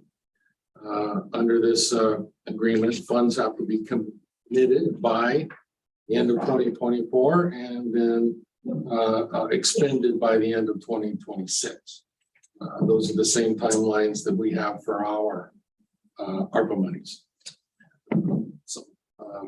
So it's important that council acknowledge, approve the agreement and identify those folks that on staff that can request funds to be dispersed to the city. And then there's a signature line at the end for the mayor to acknowledge that this was approved by the council. So that's it for an overview, Your Honor. So our construction of this, so we're planning on completing this construction by the end of 2023, which is next year. Correct. Okay. So there won't be any chance of the money running out before that, huh?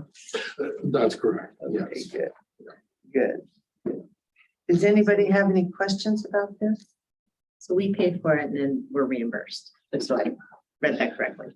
Not necessarily, no. It's a kind of a lot like ODOT project work. Although they have their own forms when they reimburse for the cost that we took on. You remember that we did it. I do remember. And the way they define reimbursement here is when the city becomes committed to the funds. And so whether we have to pay upfront on a monthly basis, or quarterly, either way, we've talked about both in here. The city can budget accordingly. I don't expect the city needing any funds at all until next fiscal year. Because again, this is per construction contract. And so their definition of reimbursement is not you pay first and we pay you. That's not the way they define it. So either way they do require it, the city will be in a position next fiscal year to comply with whatever they need for their disbursement request. Yes, So there's four separate funds for the reservoir project. There's the 125K that the city put up from ARPA funds that was to match the county's funds. That's the second one, the county's funds. correct. There's the 2.25 million from the state of Oregon through the ARPA. But then there's the roughly 500K that the city is expecting we'll need from our own funds. What It's the order? SDC funds. Right, our own funds. What order are those going to be drawn in? Well, we're spending funds now on this project, but the state's support for this project is for construction. So those monies won't be spent until the city has bid the project, awarded the project, and then we're expecting the first draw. And again, I could be monthly or it could be quarterly, but the state funds will go toward construction. Does that include site preparation of the construction? If it's part of the construction contract, yes. Yes. Okay. Because that was kind of the gotcha. The first time it was shown was 2.5 and it was fully, and then it was 3, and we had to put up another 500K in SDCs. I just want to make sure that 500K in SDCs is the last to be drawn. But if that's what was expected to be for site preparation, I don't want to be backwards and we have to put up $500,000 and then we only end up drawing, 1.9 million or something from the state. Well, when it's bid out, the whole project will be bid out. So the same guy Will it will though? do site stuff and everything. won't That's a big assumption, and I hope That's what he's trying to clear. Yeah. that's what I'm trying to get to the That's what bottom of. that's what I'm trying to explain. At least the way I look at it or think it's gonna happen is that they're gonna bid out the whole project. Is that what the plan is, Preston? For construction, what we can define and design for construction, yes. As much as we're gonna have one contractor do the work, site work and construction. So it's of the all gonna reservoir. be one bid. Correct. Right, so the construction portion of the bid for the one person will come from the 2.25. And the site stuff that is not part of construction will come from the SDC money. Correct, and the other costs are being spent. About approximately $250,000 is for the design, the survey, and the geotechnical. Those we call them soft costs. And if you turn to page 12 on the grant application, the grant agreement, I should say. It itemizes the $3 million.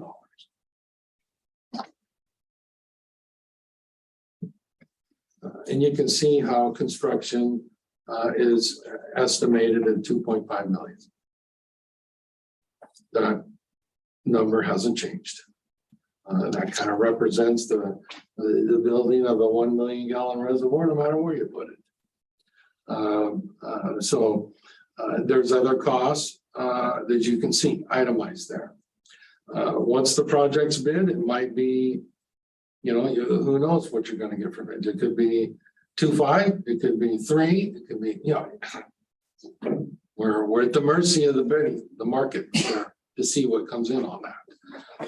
But this is the estimate on all the project costs and where they fit within that. And again, the construction costs is the complete amount of we would be expecting from the state. So on the page 12 as well, in the middle, it's talking about reports. We've got 4 quarterly reports and an annual report. Is that every single quarter until the project is completed? Correct. Starting now? So even if we haven't requested any funds? No, once the agreement's made, and then the reporting requirements kick in. So this is the agreement, is that what you're Yeah, but saying? it says Correct. April 10th, July, so. Well, right, so effectively, yes. Once we sign this, then even if we haven't built anything, Our first report's due April 10th. Right. April 10th. So, Yeah, pretty much. That's the way I would. so what are the costs associated with preparing those reports? It's just staff time. Do we know how much staff time? So for the last report, you said you weren't gonna bother your staff with that. But this you are, like, I'm trying to understand, is this something that we're gonna have a consulting firm do to write the report, or? This would just be a financial report that we would do. And I expect that you will have all that capability on staff to be able to do that. So Have we It looks like they have to ever supply the hired, template, have we ever so the hired staff can fill out, so they're not creating their own template. Oh, okay. have we ever had a consultant do these type of reports before? I never. There's a template that's gonna be provided Right. that they have to use, so they're not having to create their own. Let's punch in the numbers. Yeah. So I don't think that's gonna be an issue. Yeah, it's really going to be the least amount of back and forth that's gonna be required. Because this will be derived from Construction. Reports, payments. using a template provided by. When do you think construction on the, I mean, you said it'll be done by the end of 2023, but when will construction start? It looks like they're having. Well, if the reservoirs bid early in the spring and it's awarded, then Gordon estimates that, well, it'll be done by the end of the year. Construction through the summer, Correct, yeah, fall. yes. Mhm. So you think it start in late spring? My guess is summer. So what are, Fiscal year would be July 1st. That would be. so I guess what are the benefits of approving it now versus waiting several months? We can get the bid ready to go and try to get it out before prices increase. Potentially. I mean, that doesn't affect the actual money agreement, does it? Well, I mean, we're not gonna bid something out till we have an agreement, most likely. I mean, we don't have the design engineering stuff done anyway yet. Well, what difference does it make? That's what I'm asking. Why That's why I- why don't we sign it? Why don't you, why do you want to sign it? And what's the point in letting it go? Or waiting? I'm just asking, I say no wait. Do we have is there a due date or something that will do? How much time do we have to sign it? Well, they'd like to get it done. They said that they'll, send it, and I'll be able to put it on the agenda either in November or December. Yeah, they want it done. I think if you don't like their agreement, they're gonna wonder whether you really want the money or not. Well, that's what I'm concerned about is I want to get our agreements in there and lock that money in. Yes. So it doesn't go anywhere else. so on the first page of this, it says the two staff that should be designated to request these funds should be Kevin and Jamie. That's request the funds when we actually have those expenses. Is that part of this agreement, or is that supplemental that can be changed later if it needs to be? Yeah, like I mentioned there, those people can be added later. The new administrator, I would expect that to be replace Jamie Okay. on those signatories, or just add a third person in the near future. So yes, those can be modified.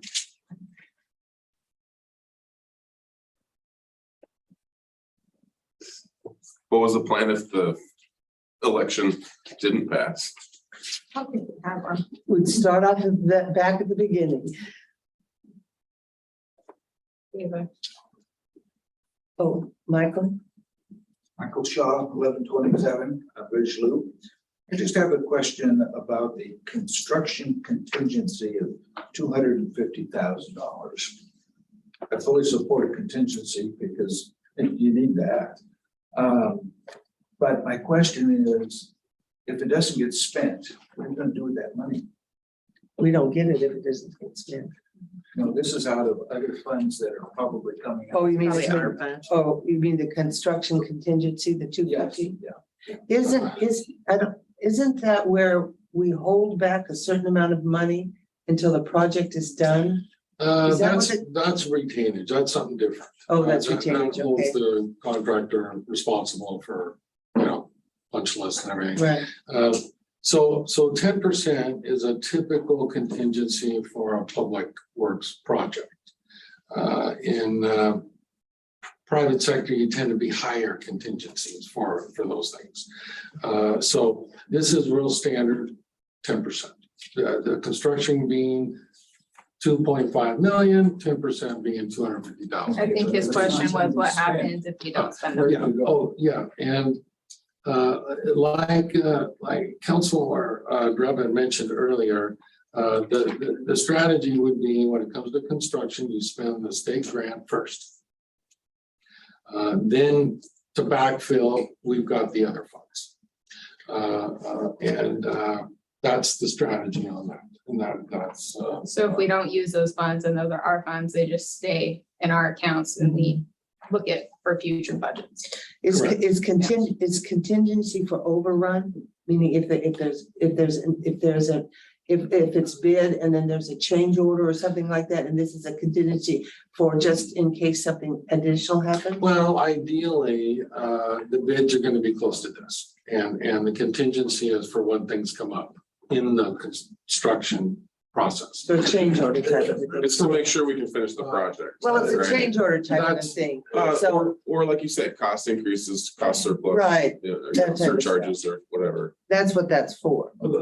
That is, but it can be used to bridge a gap on the bidding. Right, And if that happens, well, then you don't have as much contingency or any going into the project. So the contingency can be used in different ways. And ideally, it's there in case things come up during construction. change orders. So in the other funds category, there's a lot listed there. Are those hard categories or pretty soft? Because I can see legal fees exceeding $5,000. So can funds be? Possible. Oh, you betcha. Yeah. Not state funds, that's for construction, That's right. but other funding, you bet. Okay, thank you. Thank you for the question, Michael. Anybody else have a question?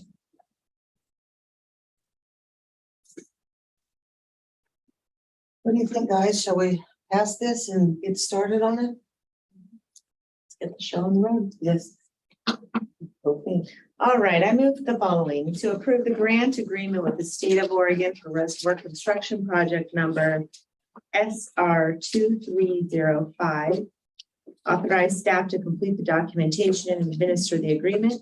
Authorize Kevin Perkins, Assistant City Administrator, and Jamie Rhodes, City Clerk, as the official requester of state funds. And authorize Mayor Sproul to execute the agreement. I'll second. Okay, all in favor? Aye. Right.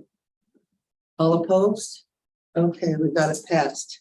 Great job, guys. One more major water project. Done. Okay, we have a discussion item and Tim Tice is here to help us discuss it. And it's on, we contracted a water analysis, rate structure analysis from him. When was that? Spring of this year? Okay, sure. February of this year. February of this year. And we have it back and I'm going to ask him to explain it to us. You guys have a lot going on. So I will try to keep this as simple as possible. Madam Mayor, Council, public. I am Tim Tice. I'm with Oregon Association of Water Utilities. I have a single document that I believe is in your packet.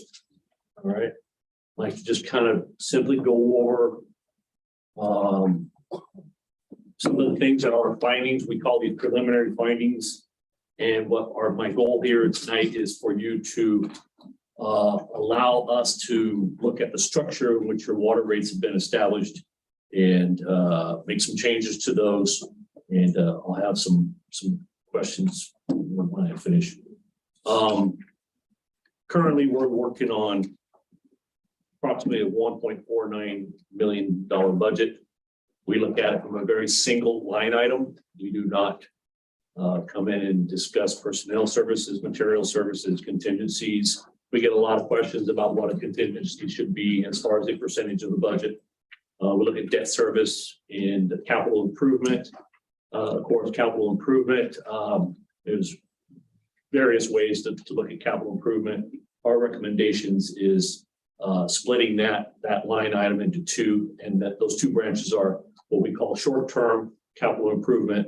And these are the smaller things that Public Works can do in-house that can pay for that, and that is paid for by the ratepayers. And of course, the long-term would be what you just spoke about, this big reservoir that you're going to spend money on and put it out on a 30-year timeline.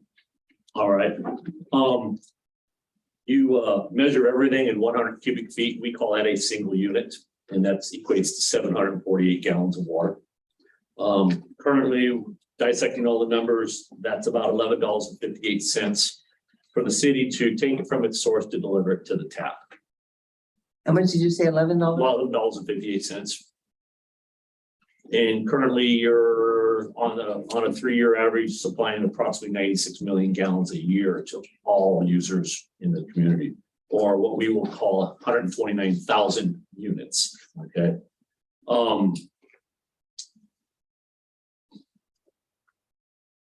There's two formats to your current structure, which is pretty common to all structures, and that's called a base rate and a consumption rate. We look at base rates that should be averaging between 60 and 75% of the total budget. Those base rates are categorized under what we call fixed expenses. Okay. Currently, with your base rate of $54.03 per month, you're running at 65.69%. That's great. That's great. Your size of community, like to see about 70%, but I'm not going to dicker with 4 or 5%. Okay. The other side of the coin is your consumption rate. And this is what you bill for anything over an allowance that you provide. Currently, you provide 300 cubic feet or 3 units allowance as part of the base rate. Okay. Which is fine. That's not a big deal. It's kind of in line with what other communities are doing. But understand the more water we provide with the allowance, the higher cost it's going to be for the consumption rate. So it's kind of a give and take. You've got this water balloon here, you squeeze it over here, it's going to bulge here, or if you let it kind of sag over here, it's going to bulge over here. Okay, so that's pretty straightforward. The average user for all users in the community is about 7.14 units a month. Okay, so that's typically, it's about 5,300 gallons per month. So that's not extremely high at all. But again, that is an average. You will have people using 9,000 gallons, and you may have people using 1,500 gallons. Okay. That first set of numbers I have up there was this current monthly water rates in this table. You can see it's very, very straightforward. It's $54.03 for anybody inside the community and $62.11 for anybody outside the community. That falls right in line. Typically, outside services are about 20% more. So we'll make some adjustments there. The flaw, and it's pretty much, it's not something new that we're going to ask you to adopt. The flaw with these rates is everybody's provided 300 cubic feet in their base rate. Now, if we turn on a 3/4 inch meter for a single family home, we're going to give them that, 2,100 gallons, so to speak. That's fine. But someone with a 3-inch meter, the minute they start opening stuff up, that 300 gallons is going to go really quick. So it's really not in a fair and equitable way to look at allowances. Okay, so but we can, everything I'm sharing with you is not in stone. This is just kind of more of an educational thing for you to come back and say, we like what you're presenting. We don't think it's going to be fair, and what have you. What we would like to highly recommend is the second set of numbers that says proposed monthly water rates. And what that does is it looks at your fixed base rate based on the 65%. or 68%, however we can get to go to. And all we did is adjust that to $54.99. So we took it up 96 cents. Okay, it's just, it kind of equates out a little bit simpler. I'm looking at this piece of paper now, and I have to apologize because you have a bunch of red numbers on there. And those red numbers have nothing to do with the city. I just wanted to provide some information as to what additional larger size meters and base rates could cost. And you can see there where that 6-inch, it's pretty darn expensive, but the city currently does not have a meter larger than 3-inch. Okay, so I should have taken that off of there because it's not apples to apples, but you guys get the gist of it. Okay. Knowing it's $11.58 from source to tap. Okay, your first current rate per unit charge is $1.60. Okay, so it doesn't take a whole lot to make a widget for $1 and sell it for 10 cents when you kind of go upside down. Okay, so that's pretty straightforward. Another thing that we'd like to highly recommend is along with the base rate, and if you look at the very bottom where it says meter cost equivalency dollar ratios, those are the meter ratios that we're asking for you to entertain the idea of changing to. These, when I say equivalent cost, these are taken directly from the American Water Works Association standards as it relates for replacement cost of a meter or the time frame in which that meter is in place. Okay, so if you have the 5/8 by 3/4 inch, which is your standard single family residential size delivery service line, that's a 1-to-1. And of course, you move up a little bit higher and we get clear up to the 3-inch, which is 11-to-1. And you can see that 3-inch in the center there at $604 a month is exactly 11 times more than the $54.99. So all we're simply doing is lining everything up with a set of ratios that will make sure everything is fair and equitable right out of the gate. Think of this as a long, we'll call it a 400-meter race where they stagger the starts outside each line, and then when the first full lap goes around, they all kind of come back to the center, the shortest part of that track. And that's essentially just what we're doing. Okay. It not only looks at the replacement cost of the meter and the service line, but the infrastructure behind it. So you can't put a 6-inch size meter on a 2-inch main line. Okay. There's certain requirements. You could have 6-inch main lines for fire hydrants. But the height, it's much highly more recommended that you put an 8-inch line on a fire hydrant. Okay, so these standards set by American Water Works Association have been in play for many years. Okay, and just probably the last 5 or 6 years have they really been going to be considered.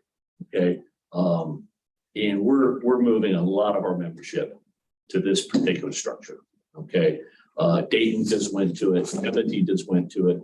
Banks is going to go to it. Yachats went to it 2 years ago. Nahalem went to it 2 years ago. So it's a very standard, very fair approach to deliver water.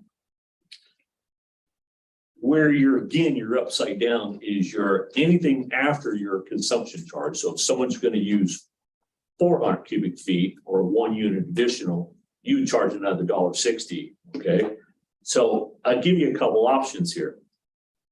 If you don't want to do anything with your base rates, nothing at all, just leave them exactly the same, your rate structure for your cost consumption rates should be eliminated, and you need to go to a $6.85 flat. That'll get you to the budget. Okay. It's not going to be real fair for the larger users. And I will tell you the larger users, less than 10% of all the users, but to have no argument in any room or any court or anything like that, the base rates and the consumption rates are going to be spot on, full stop.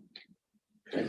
And Tim, you still have the 300 cubic feet allowance, right? I don't think we should change that because I'm going to ask for an extra $1 a month. Yeah. Yes, I agree. I think,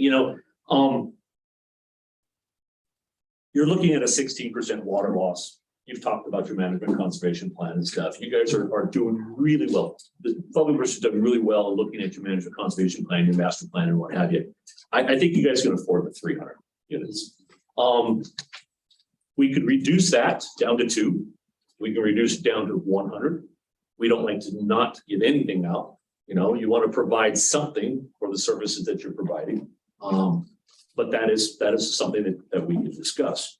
The less you give, if you drop it down to 200 cubic feet, we might be able to get that base rate down a little bit and the consumption rate down a little bit. Okay. But what I would highly recommend is we adopt a base rate based on the meter multipliers and apply those ratios to the base rates.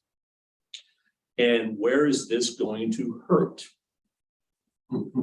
It's going to hurt those few customers that are paying $54.03 that will go to $600 a month. Are those mostly businesses? Yes. Is it entirely business? I mean. who I else don't would know have of a- any Would any single red family wall? home that would have anything greater than a 1 inch. They might have been requested years ago. And Why is it I've seen that before, but 'Cause that usually would be they're quite the hotels shock. and businesses and, what have you.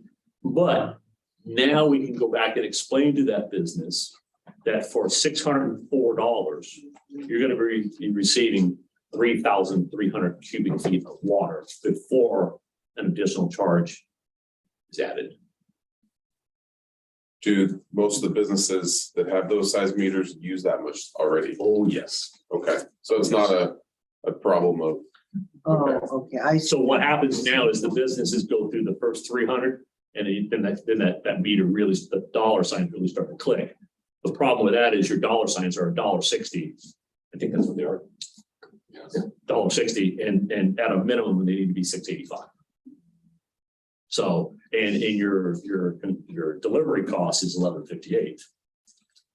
So, done good and you're doing well. We just want to kind of come in here. You're asking us to come here and kind of figure out a different structure. And what we want to do is present to you some of the ideas that have really been working as far as the fair and equitable approach. There's no guesswork out of it. The math numbers don't lie. so with the cost per unit that you gave, the $11.58, does that scale? So if Lafayette doubled its water usage or 150% of what it is now, is that going to track? No, it does not. Does it go down or does it go up? Let me ask you this. Okay, I think I know where you're going. So let me ask you this. If Lafayette went from 5,300 people, what do you have? 1,500 connections? 1,600. And we wake up tomorrow, we're at 3,200 connections. Does that mean our budget doubles? No. So what we have to do is look at the total gallons produced, total gallons read by the meters. And I believe you have newer meters. We're working on it. Starting We're working. on it. to. Because that's usually one of our recommendations in our findings. Let's look at short-term capital improvement planning to brand new meters. Brand new meters, I will buy a soda pop for everybody here if we can run those numbers for a year. And I guarantee you're going to be up 6, 7, 8% in revenues. Because old meters like ourselves, we slow down.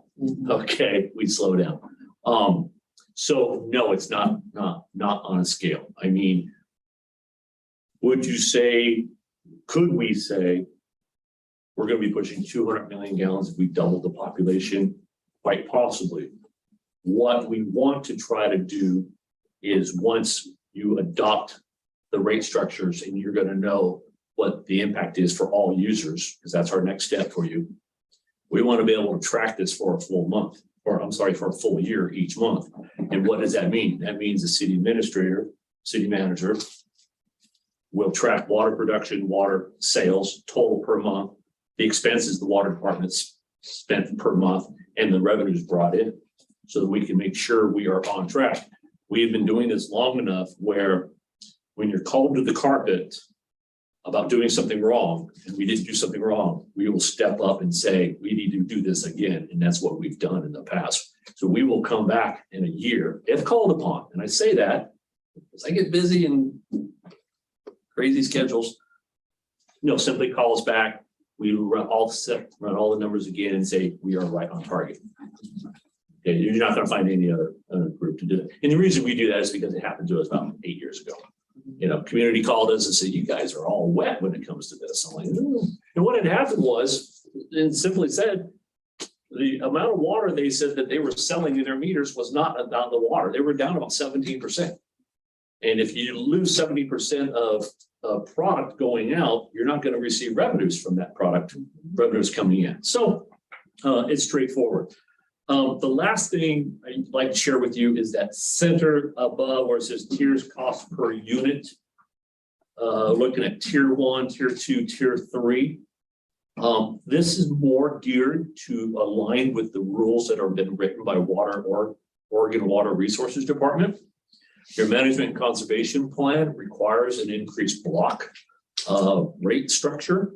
Currently you have that. It drops down to $1.60 and then jumps to $3 and then kind of staggers up from there. We like to just simplify that. Simplify that with 3 tiers. We're going to not do anything crazy with the tiers. We're going to look at these tiers based on the averages that Preston is generating data for us to be able to look at. We don't want to set them such a long run where the conservation aspect doesn't come into mindset, but we don't want to set them so steep where someone's water bills are going to quadruple each month. So what determines whether, so right now it's as you hit different amounts of usage, your tier, is that the same thing for these tier 1, 2, and 3? Yes. So you could be in tier 1 one month and tier 2 the next month. Sure. Based on your usage. Yes. Does that also follow the meter ratio, the equivalent meter ratio? No, it's going to follow average uses. So Preston's putting together data for us. And if I said on average, everybody's using 7.29 units. Mhm. Okay. Tier 1 will start at 301 cubic feet. Mhm. And it will probably run up to 8 or it could run to 9. Okay. After that, then at 901, and these are the ones that being massaged. What we're talking here is just the basis of how the foundation is going So to be under the house. in the tiers, you haven't established how many cubic feet it. No, we're still working We're on still the working on that, numbers there. okay. But That's what I was having trouble figuring it But out. technically, we're looking at about 5 1/4, $6.50, and $8 per 100 cubic feet. Okay, So I guess what I was saying is like with the small meter, if you get to 8, then you go to tier 2, right? But if you have a 3-inch meter, you're gonna get to 8. no, So you've got your allowance, but would you just automatically start in those tiers, or would you get 8 times the 11 multiplier? So once you hit your 89th unit, that's when the tier 2 goes in. exactly.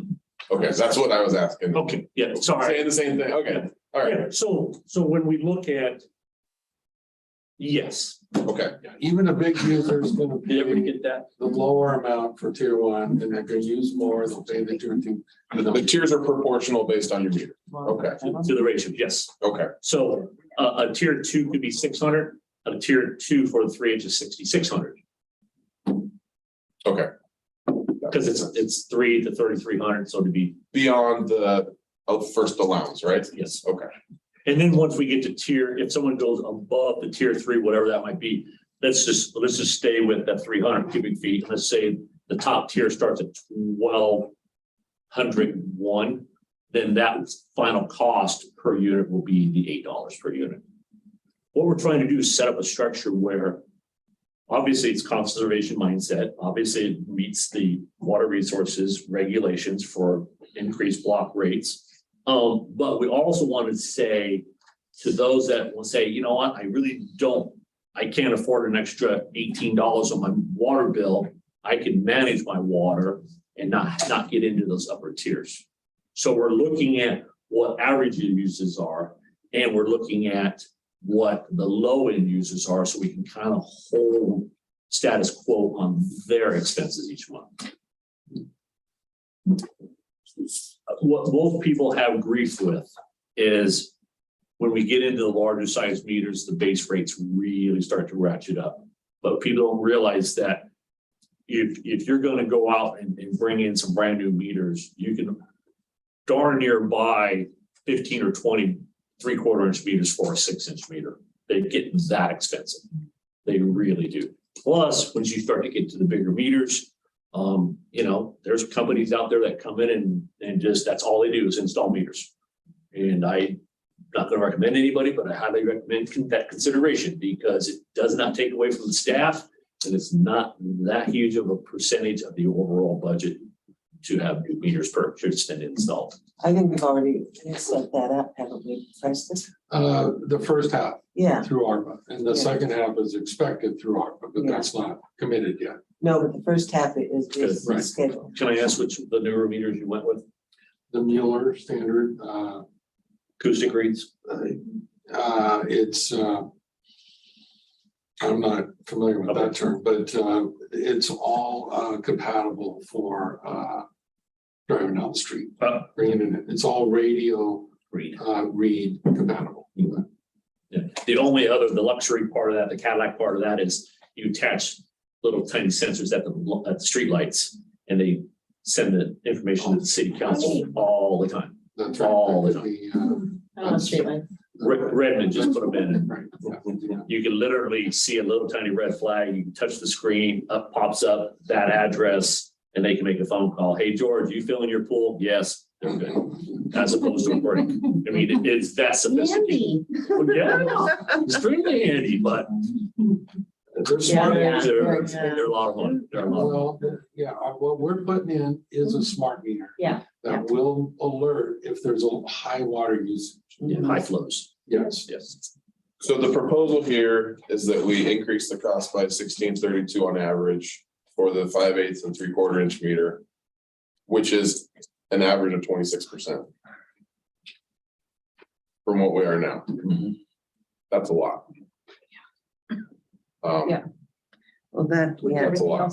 But I hear everything you're saying, the numbers that make sense, but to say to point out the elephant in the room, No, it's a 26% increase. I agree. What does that look like for the other meters? Is it comparable? Is it a little bit? So, the 1.5, the 1-2 inch meters, is that a comparable percentage increase the way you structured this, or what? Do we not know? I do not, I haven't ran those numbers. Okay. Yet. I have not. The higher, based on this, the higher users would pay more. People that are less than the average, they would pay less. This is being an average across the whole system. So the way that I read this is that you're asking us to increase the base by $1. But then the rest of the increase is just in the tiers that the people use themselves, which comes back to the fact that if we have if they conserve, it's not necessarily 1632. Exactly. I have to share with you averages. It would be extremely time consuming for us to try to dissect, Sure. we have one customer, they use 90,000 gallons every single month. Okay, what size meter? It's a 3/4 inch meter. Has anybody knocked on their door and asked if they have a leak? Because that's but I mean, that's where a lot of times the focus goes. And I don't have to give you the 33,000 view, but I've got to be able to allow you to see the whole city in such a way that in a way, and I've shared with you, what you've done with the base rates and these small incremental adjustments, you're spot on. You're a little wonky a little bit on the consumption rates. You can't deliver water. I don't know what the budgets were before. I don't, the $1.49 million budget's not extraordinary that I hear, but I don't know what it was before. And that might be the premise for why we had to get to the 26% increase. So you talked about the debt handling or Capital improvement plans? no, debt servicing.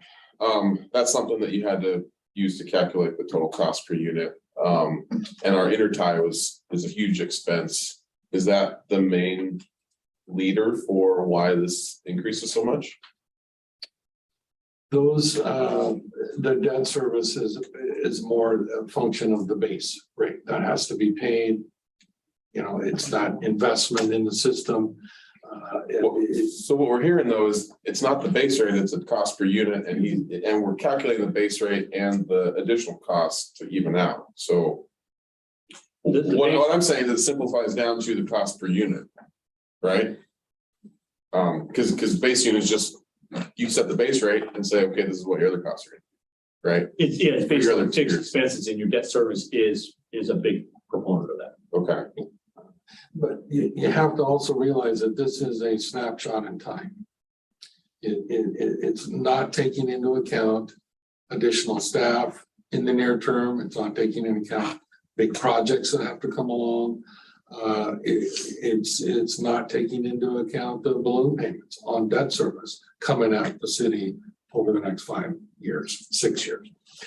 So I was say thank you, because I'm like, I hope you don't say 23, 24, because that's about as far as we go with this study. So like, yeah, maybe jump there a second. yeah, well, we have a debt service arrangement that ratchets up over the next 5 years. sorry, does this not include that ratcheting up? Correct. So we have a 26% increase and it's still not even gonna cover what we owe? Well, there's a lot of things built into that. Why didn't you include that in this study? No, why didn't- right here? Why didn't you give them that data that said, I did. You did. We will not take your water rates out beyond 3 years because we do not know what's going to happen. If someone's gonna sit here and tell you, oh, we can figure your rates for the next 10 years, they're gonna tell you exactly what you want to hear. And I'm not here to do that. so I accept that. Yeah. I'm saying your debt services are very clear. We know what those costs are gonna be until it's paid for.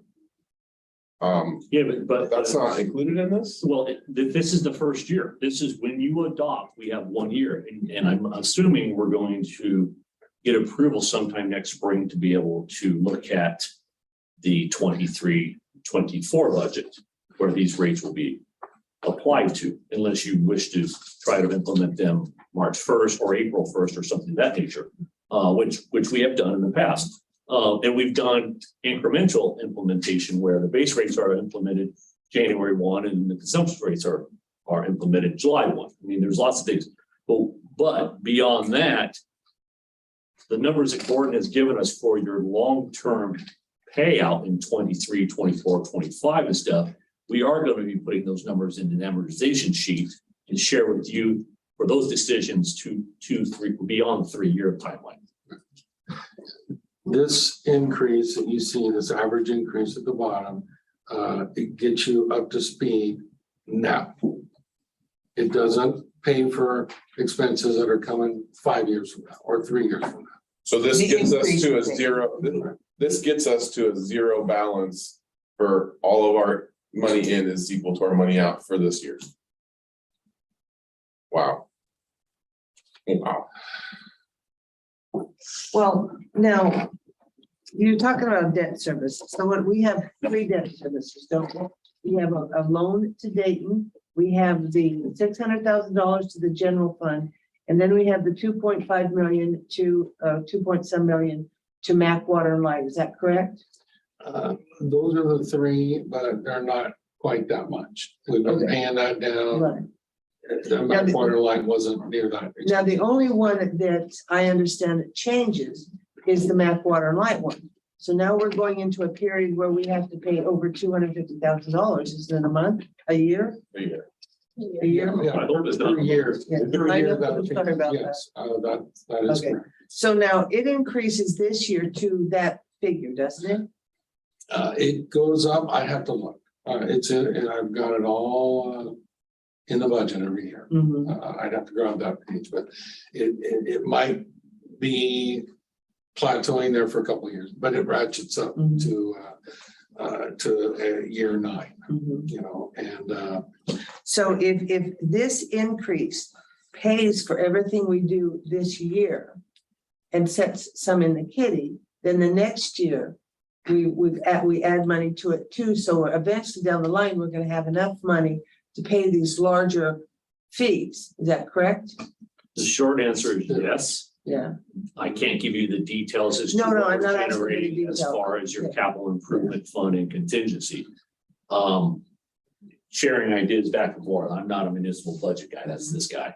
But I highly recommend, we talked a little bit about contingencies. We recommend if the contingency is not being used, you roll that into the capital improvement. Right. And continue to build so that your beginning balances and your reserves continue to grow. And then it's your decision to how that money is being spent. The water fund is an enterprise fund, so it has to stand on its own. Yes, ma'am. So it has to not only pay the bills, it has to create some reserve down the line. And one of the things that is important about this year is we had a 15-year plan that set us up with certain increases for the whole years to set us up where we were probably going to get into the regional water system. Well, that's blown all the hell because nobody, for 3 years, nobody increased it. Nobody said, so now we're starting back at normal. But if in my opinion, if we're going to raise these rates, we better make sure that it's going to start doing it, setting us on that path where we're going to have some money to pay not only the debt that we have, but get out of as much debt as we can. And by the time we get to that 10-year plan for the regional water system, because that's what the idea was. That's what it was sold on, when we started that. Am I? That's correct. I agree, except we shouldn't say in 10 years, we're gonna have the windfall of the regional. We should be trying to build up a little bit of reserves to get That's to what I that. said. That's what I said. That's it, is if we're gonna increase this. Right. And I know it's that to me too, but what I'm saying is that we have to have some reserve going into the next 5 and 10 years to pay for capital improvements and have a little bit of kitty so that if we have to join or when we join the regional water system, we have the backing to do it, either by being free of debt or having a good reserve in there. Right, or if we decide not to join, that we would still be on a path to success. Right? Whatever that. When we get to that crossroads, we're set up well to go either way. No, I'm not trying to argue. No. Okay. Anyway, yeah, this is it's good information, but So are we able to get it figured out what we need to look at with the Michael, debt that we have? not Michael. Michael Shaw, 1127 Bridge Loop. Do the new meters that are being installed affect any of these numbers whatsoever? What do you mean? No, because we're using ARPA funds. You would expect, No. that the money, that what you're paying for is more accurate. Equal to or more accurate than what it is now. You know, we're running with a loss rate from anywhere now that we've cleaned up some of this stuff and put in meters for measuring stuff. We're running a loss of a percentage of 23 to 30% a month. Now, what we don't think that we're losing water. What we think is happening is we're either our meters are slowing down because they're so old that they're not calculating the correct amount of consumption. And so these meters paid for by ARPA funds, we're hoping at, looking at maybe it cleaning up that loss figure by half. Wouldn't that increase the revenue by swapping out to new meters? It'll increase the revenue, but not to the extent that we need to Because of our debt. because of our debt. Okay. And that's if it increases. That's It will increase because the meters are becoming so accurate anymore that if you've got a 20-year mutating disc, that's a rolling disc that as the water flows through it spins and changes the meters out. Now they're all acoustic read, and whatever the water's going through, they're using sound waves to kind of pick that up, and they're extremely accurate. An old meter, every flush of a toilet, every glass of water to drink is not being counted. Well, and I don't want them to be great. Uh, Let's just call it for what it is. We've come across situations where we've had 4-inch meters in the ground and it's such a low flow in the wintertime, they're not registering anything. And our recommendation was to put in a compound meter. A compound meter has two legs on it that comes back to the main line. One has the 4-inch, one has a 3/4-inch meter. And then they say, how do you bill that? Well, you have one 3/4-inch meter, you have one 4-inch meter, but that's how you that's how they have for years tried to figure out the accuracy of these meters. And, you know, your water bill will go up because you're literally you're not counting all the water people are using right now. Well, now this was a discussion item, so we don't have to make any decisions tonight. Do you want to put this back on? I'm sorry. Excuse me, Yeah, I Karen. think we should put this back on, and in the sense of if we can try to get the number, including our debt. I mean, I think we gotta get that figured out. I know it's gonna hurt. Well, Kayla, you're talking about a rate analysis that extends into the future. No, and I understand that, but I think there's a way that we can get an I idea have, with Councilman, what's I have due no this problem putting this in an amortization sheet. He's got the numbers. I can bring them to you and we can break it down. What I'm gonna need from you or guidance from the council is what timelines do you want to plug these in? We just finished the Dayton wastewater study, and with their big project and their bridge and stuff, they're looking at somewhere between the $16 and $24 bill on top of what we just increased their rates. So, I mean, I know misery loves company. I'm not trying to share that point, but those kinds of figures, they just literally go beyond an analysis of a rate study because too many things can change.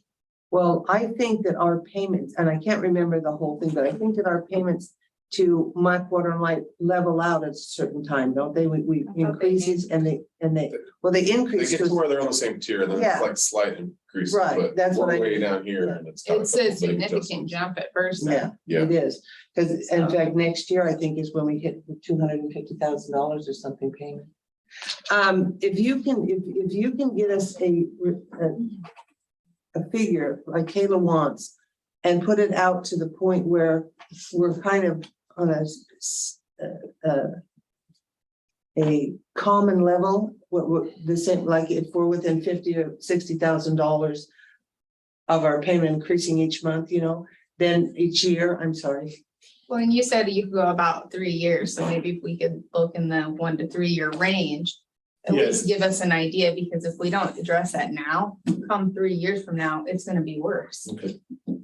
Because I would rather, and this is just my opinion at this time, is I would rather increase it and set us on a scale once. Well, the other thing that I want to share with you that hasn't been shared is a lot of people follow a CPI index that incorporates just life, and the Census and Bureau of Labor extracts water and wastewater maintenance out of that. And we hear a lot of times, we'll just do a general 3% every single year. And wastewater and water for the last 10-year running average has been 4.7%. And I'm not asking for a 5% increase, but one of the things we provide in our studies is that link to that website. And we encourage the city managers to go look at that. What was the increase just from last year? And that's what we give you some concrete evidence for you to vote on that says we've got to go up here. You apply that to the base rate, you apply that to the consumption rate, however you wish to do that, both. So many people just say we're going to do, across that at least keeps your head above water. The difficult aspect is getting what we think is those short-term capital improvement single line item is each and every year. 1 year it might be 60,000, the next year it might be 200,000. So we try to forecast out, this guy's forecasting out for me, that 3-year complete project. Now there's a couple aspects on that, on when we say we're going to do a complete project. First and foremost, it's the dollars. If you don't have the dollars to do the projects, it's going to get pushed to the back burner. If you don't have the time and resources in labor, you're going to push those to the back burner. Keep pushing everything in the back burner, you get yourself a kitchen fire, where you have House fire. but I'm sorry. The 4-inch. We only got 3.5 hours of fire phone. But when you turn around, and you start talking operational stuff, line flushing, pressure testing, flow testing, and you do a flow test and it's going to be 500, 600 gallons a minute coming out of a hydrant, and it's only going to do 200 or 300. Then we have to, these create additional questions, and these additional questions now have to go back to the drawing board and operations, your public works director and the the shovels that are in the street, you know, and you may need more of those, you know, in the next 5 years. That can significantly increase a budget, you know. You're at 1.5 million, so, you know, a $50,000 full-time employee is a small increment, but we work with communities that may only have a $400,000 budget. So another employee is we can't do that, you know, so they end up working twice as hard. There's a lot that kind of go into it. So when we try to forecast that 3-year timeline, it's really tough. It's based on what the numbers we have today. Well, That's better than not. Yeah. I think what Kayla is saying, and I agree with her, is it at least give us a figure with the debt figured into it. That So we can make that right. the start of the big payments. I think once we hit the start, once we're able to do that, we don't need to go out further than that, right? Okay. Well, I think there'll be so many changes over the Right. years. We're gonna have to keep redoing it and taking it into account. But we need to but- shoot for that instead of where we're currently at. Yeah, because if we stay here, that's just gonna get worse. So what is your opinion on the adjustment on the base rates? Good, bad, indifferent? Well, of course it's bad, but Does this take into account the 3% that we just increased? Yes. Okay, so it's only another $1 more. The dollar more for the 3/4 inch. Right. And I'm looking at the meter. I'm asking you, what's your opinion for this meter ratio? It is by far the fairest way to deliver water. and you said the businesses are gonna take the, Biggest hit? They're gonna see the biggest brunt hit, but they're also gonna get the most water. Everybody, if we said everybody's going to pay this base rate and everybody's gonna get this water allowance, everybody out of the gate paid the exact same unit price, the exact same unit price. So there's no argument about being unfair. yeah, I mean, I think that's. the And fairest you're gonna number. be able to recoup that additional revenues to be able to make sure that those repairs or replacements for those larger meters are in place. Let me ask you a question. You said the base rate gives us 300 cubic, what is it? Cubic Cubic feet? feet, yes, Cubic feet, okay. And then after that, you pay you pay by 100 cubic feet. And what the And that is your structure today. okay. And what is the 1158? Where did that come out? 1158 is all of the water that's being delivered to the tap, divided by the number of units applied to those millions of gallons, divided by the budget. Okay, so okay, so So I guess looking at the amortized stuff, we would get a new per unit cost. right. And that's what we want to look at for Can I servicing our debt. Can I provide that for you, or can I provide this? And then I provide you a list of these are the debts, and this is what it's gonna cost per person. Yeah, I'd like to see that, both the debts and per person. Yeah, both of them would be great. Okay. So Right, so we're gonna be like, yeah, that too. Offer more, that's right. Most of this stuff is just plug and play anyway, Yeah, after you've done all the work yeah, out. yeah. So now it's just plug and play. So what we'll do is we'll add the additional future debts onto the various budgets to this budget. And then that will play out on the new numbers, and I'll try to come up with an example for, do we do a 2024, 2025? And call it good, Yeah, because that's when that ratchets up, right? right. Yeah, so I'll have There's to be another done. mention of it before we get to year 9. So we can talk about that, but Year 9. but you'll see, you'll at least with a couple of, it's a 10-year payback. Yeah, but where are we at in that? I think 2 or 3. No, I think we're going on, what is that, year 3 or 4 now? I don't know. It's 3. But that, if you go out a couple of years, you're gonna see the effects of the debt service on that. You know, and with those effects, we may have enough of a reserve that we can absorb those increases without having to do any more increases. Exactly, and that's. Except for the water, wastewater maintenance inflation cost. Mhm. I'm gonna ask you to absolutely adopt that. It's just a really straightforward. You're talking about the sewer plant.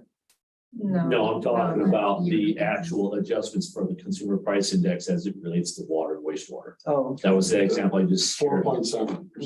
4.7%. So if we adopt that as an increase for each year, right? How often would you think we should have to do an additional rate study? We recommend every 4 years. Okay. When was the last time we did one here? well, right now. 12 years ago? Oh, before this? I Yeah, don't remember when, I don't remember. That's all, it's fine. So when you it's talk not about, fine. We got No, I mean, it's not fine. But we're moving forward and grasping this, okay? I mean, Yeah. I've done a rate study. Manzanitas, Betas, they call us every 4 years and just get going on it. And it's funny because the only person who's gone through my spiel is the public works director, because the city manager's new and the council's new, mayor's new. So, it's, I had to not say it's fine, but it's really hard to kind of really meet that goal of having this done every 4 years. And the highest priority for us, we're an operations group. Okay, that's our business. We just do operate. We're boots on the ground. And to get operations to hear what management says, and to hear what management says and what public work, I could go to an operator and go, I need your top 3 priority projects for the next 3 years, or you're going to get $100,000 a year. You got to make it work. Tell me what projects they are. That way we can put that in the budget and we can explain to you, the streets folks say they need this and this and this, and they now have the time and money. So if that reserve is set at 100,000, as they're spending that, your ratepayers are replenishing that coffer. Okay, and and then in 3 years, we look at maybe that coffer goes up another 20,000, maybe it comes down. But whatever's not used, we go right back into the reserves for that beginning balance for the next year. so basically what we're heading towards is setting a figure that we need to adjust the rates now. And then you're recommending we stay with a constant 4.7 increase. Or whatever that is. Whatever the waterway each year to stay ahead of the game.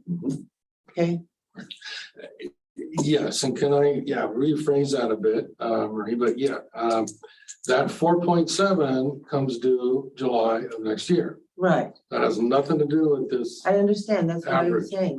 Correct. Yeah, I understand So, that. so 4.7 doesn't get you where you need to be. It's the 4.7 is basically replacing our 3% that we had scheduled out for the Correct. 15-year plan. Correct, yes. And one of the things is that number comes out mid-January for the previous year, so you can use it for that July fiscal year. Yeah. You're about 6 months behind, but at least you're making the effort, the stride in the right direction to be able to keep up with inflation. Okay. So you're gonna come back and bring us the information that we want. Is that right? So we jump from year 3 at 69,307 to year 4 at 207,604. And then on year 6, and then it's that for 2 years, and then it goes to 275 for our payment each year. Okay. So you figured in probably about 70, so we've got another 100 and almost 40 To go on top. to add on top of that. It might be, And when does that begin? I don't know what year we are. We're year 3, But- aren't we? I feel like we're year 3. Yeah, I think we're. Yeah, we're year 3 because I think we started it I the think last year I was actual the real mayor. I mean, elected. Yeah,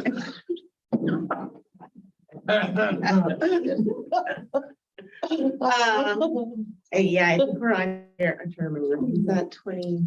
Because I can remember taking a picture at the pump station, and I think, and that was when, who was that guy that was still here? The other public works guy? Conrad, Conrad was still here? got a think we're picture of year you 3. pulling the lever. So year 4 is where we get hit big. Yes, So we What should, year is It is year next 4? year. What fiscal year is year 4? Next year. good question. I I think think it's next year, yes. Yeah. I'd have to pull a budget. But- So if I'm hearing the council right, you want to see a couple of years in the future. And as I suggested in the staff report and mentioned in prior council meetings, as far as your February, discussing ARPA, discussing the implementation any rate changes. At the February budget meeting, we should, Correct. yeah, we should talk about this in the budget committee. Correct. Uh, I think that the council should see it ahead of time. And then actually move it over into the budget. So I'd kind of like to see, I don't know about you guys, but January? Yeah. January. Can you get that back to us in January? Sure. So I don't want to belabor this. Is that gonna be part of your current contract then? Is that, or is that extra? No, the amortization charts that we can run, the mayor's correct, it's plug and play. I mean, all I need to know is the details. You know, how long of the service, what year are we at, what are you paying now? How many is one payment per year, how far out you go, and then we can say, okay, if you start here, it's gonna cost everybody $6.99 a month per connection. Okay, and then if we reincorporate that into the budget, it will tell you instead of $11.58, it might be $12.23. Yeah. Okay, this is not a push, but do you like the idea of the meter multiplier? I think it's an equitable way to charge for water. Yeah, Okay, and do you like the way we will be setting up the tier structure? sure. Yeah. From the 3, 6, and 9 or 3, it may not even be that, I'm just saying. Okay, all right. If a business wants to downgrade their meter, that's allowable, right? Like if they say, we got a 3 meter, we don't use it, I want to put in a 2. Depends. Depends on the pipes. Depends on their use and if they're want to pay for it. Well, it depends on fire flow. I mean, we've had a hotel take a 4-inch out and put a 3-inch in, and they ended up putting a 4-inch back in because they could not meet fire flow. So there's Okay. a whole, the guy sitting in the chair here before me can probably. answer Oh, that makes sense. So No, I mean, there's a lots of different variables. I can see, like you said, at a city level, this makes sense. Individual case by case, it may cause some hardship. We won't know until we see it though, right? Like, so. Well, if you like the idea of the $54.99, the other meters will follow. That will be their base rate. And then that will, the allowance with the base rate will be that number. What we're speculating is the $5.25, $6.50, and $8. Okay, and obviously when we get into 3 tiers, it's again speculation. We have to look at averages. If everybody's going to use 7.29 units per month as a general whole, then I have to make sure that those numbers meet your budget. Those revenues are generated. Now, if half the people use the average and the other half go clear into the higher tiers, then one will speculate the revenues will be better than what we are anticipating. Okay. What we don't want to get into is everything we hand you, and if everything is status quo and your revenues are below it, then you're going to go, hey, Mr. Tim, we got to do this again. Right. And that's why we offer, and I've already shared with Preston, who's ever going to sit in his seat. We got to be able to keep this communication going. You hired us to do this, and we're going to do it. We're going to see this through. That's the easy part. The hard part is you got to make the call as to, if we're recommending this, are you going to accept it? If you don't want to do the meter multiplier, at least take your consumption rate to $6.85. Right. Based on the 1.49 budget. Well, thank you. Do you do sewer analysis too? Because I think That's next we on need the to do list. that. Yep. We need to do that. I mean, it takes you a while to get your data and calculate. We're looking, 6-9 months out if we said go tonight, right? Which I don't think we're ready to say, go do a sewer analysis tonight, but. Definitely not without any information on that. Well, right, but I mean, if we're looking at a 26% minimum increase on water, we got to figure out sewer as soon as possible. No. But once you've decided and set it up, then contract them at that time. Set up what? Once you get the water rates and decide what you want to do, once you do that, then go to the next step and get the sewer stuff. I see what Jim's saying. He's Let's saying get like started now. we need to get something set on the upcoming meeting so that. I don't want to wait till July when we have this implemented and say, okay, now start on the sewer study. That's unwise. The delay isn't so much cranking the numbers, it's fitting within the schedule. If you want OAW to do it, it's a matter of them being able to get to it. Well, let's do it this way then. When you bring us the figures back in January, can you give us an estimated time what you can take care of this study? No wastewater. No. Can you give us a competitor's business card then?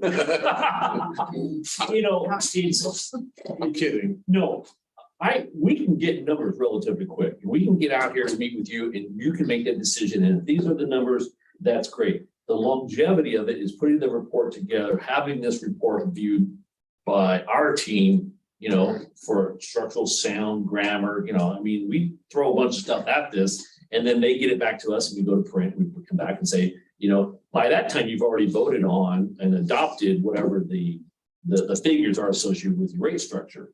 That's not that bad to do. I mean, I've got a lot of data now. I just don't know if I have enough of the wastewater data from you because we've just been focused on water. Right. Well, that's what I'm saying is in January, when you bring us this information back, can you check your schedule to find out when you can get at it next year? Sure. And then we'll Absolutely. get started on that? Absolutely. That's all I was asking. Yeah, I just don't want to wait till July and say, now let's talk about sewer. Yeah, no. Sure. Because it'll be January 2024 before we come up with, I'm with you. Exactly. That's what Yeah. I'm saying. Well, and I think our wastewater plant probably needs some improvements that you're not gonna have figures for, so that'll take some time to understand, but let's get the ball going. Okay, Thank you. thank you very Thank you much. very much for your time. Appreciate it. And the project, I mean, it's a good project and one of the last big hoorah that he and I've known each other for way too long. And he tells me I'm great. I tell him he's great. We both lie a lot, don't we? Right? Thank you. Thank you, Tim. Thank you for the numbers. Okay, so that was a good discussion. Good discussion. Very much. Okay, the department reports, public and water consumption. Okay, I've got public works, and then we've got the consumption. Anybody have any questions or want to discuss those?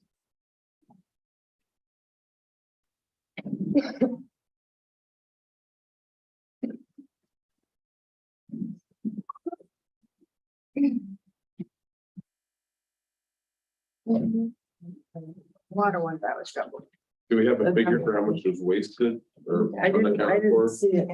Oh, I'm sorry. Is public works part of that whole spiel that you just laid down? What spiel? The one, all of the different topics that you put down, was public works one of them? Yes. Okay, I'm not sure. But yes. You said public works and water consumption for the next agenda. Okay. okay. So where are we with the sewer plant? Okay. Anybody know? If you have a question, would you come up to the podium for us, please? What are you gonna do if somebody's unable to get out of their chair? Well, we'll have to make exceptions, but you can get out of Will your ya? chair, I know. Okay. Okay, we Was don't need Angela to- Platt, and I live at 287 Canyon View Drive. Thank you. Water leak on my property, by the way, so me the consumption.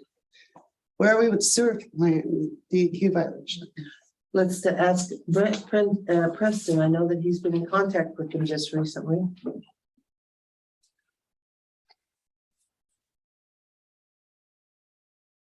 I know the information I got from the state. I'm just trying to figure out what. I know you information got the information from the states. I saw it, but lots of times there's an underlying story to that too. So, and then Princeton can explain that. And so what are you talking about, Angela? I'm sorry, What are you talking about? I'm talking about the leaks from the sewer plants that are causing sewage and processing chemicals to go into the Yamhill Road. Have you not seen And them when did that occur? over the last 4.5 years? But TEQ advises that it's still an ongoing issue and you guys can't figure out what the problem is. Yeah, well, it's not an ongoing issue.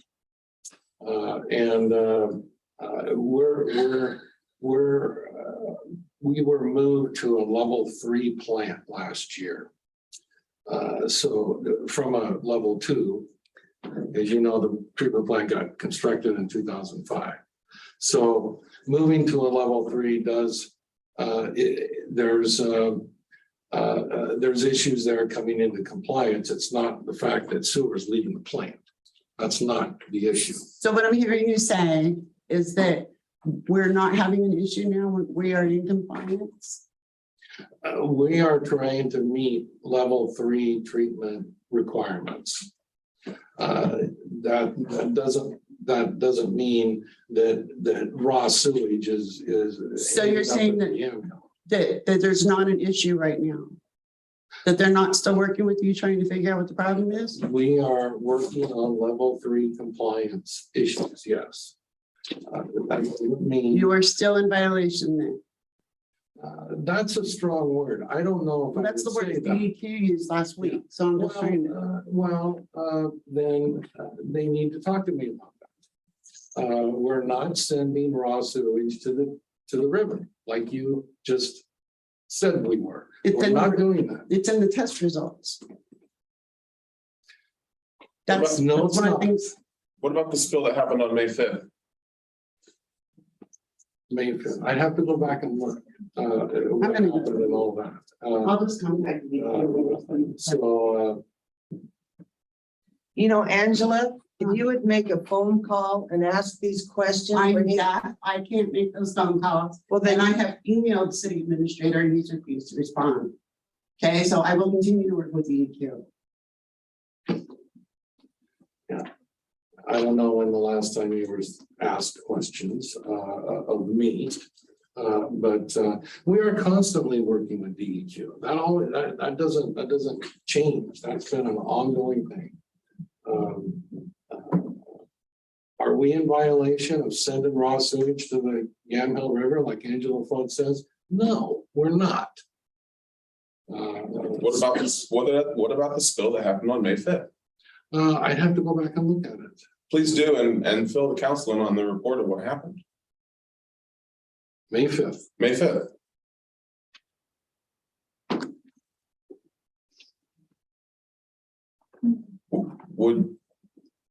Angela, would you like the results sent to you as well? I would let that, and I'll just contact DEQ because I'm letting them know that he's advising that there is an issue, so. Preston, are you willing to send that to Angela or do I need to do that? I don't even have the information right now. And I asked you to send it to the council and you said yes. And I'm saying, will you please CC her? Or are you going to be so petty to say, no, you're not going to do that? No, I can do that. And you don't need to use the word petty. Well, that's how it is. You're not answering her questions. It's really. She's not willing to talk to me. 2 months, Jim. this is gonna matter. You know, we're not gonna get anywhere. Right, we are not. I'm gonna talk to DEQ directly. All right, I suggest we just move on. Let's over this. Yeah, let's move on. Okay, the next thing, any questions, no questions on the public works or the water consumption? Okay. The fire department, how are we doing it? Oh, you're not in the fire department anymore, are you? So we don't have any buddy here represent. Well, Preston, can you tell us, is there anything going on in the fire department other than the Christmas toy program? There's a lot going on. Yes. Carlton is recruiting for 2 firefighters. Okay, great. They're on track to bring on firefighter EMTs to both agencies in January. So that's nice. That's continuing. And they're also busy working out the transition. As you know, Terry's going to retire at the end of this month. Tim Jack becomes the fire chief December 1st.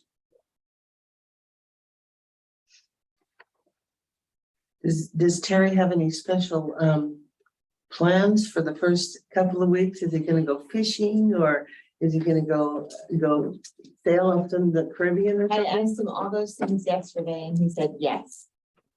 All right, And definitely fishing. all right. That was one of them. Great, great. Now, okay, December 5th. That's all.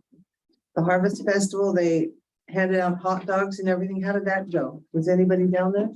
I was Yes, down there. that It was, was It good. was good, yeah, the fire department was a big part of that and it was well attended, yes. good, excellent. Okay. So fire, okay, now the administrative, accounts payable. Anybody have any questions about the accounts payable? Or the code enforcement?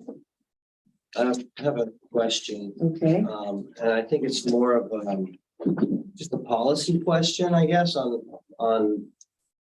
So just as an example here, I see received a complaint of a barking dog at a residence, and they placed a door hanger with 5 days to comply. So is he hearing the dog barking? Is he verifying that, or is he just going based on a phone call and then putting a door hanger on somebody's?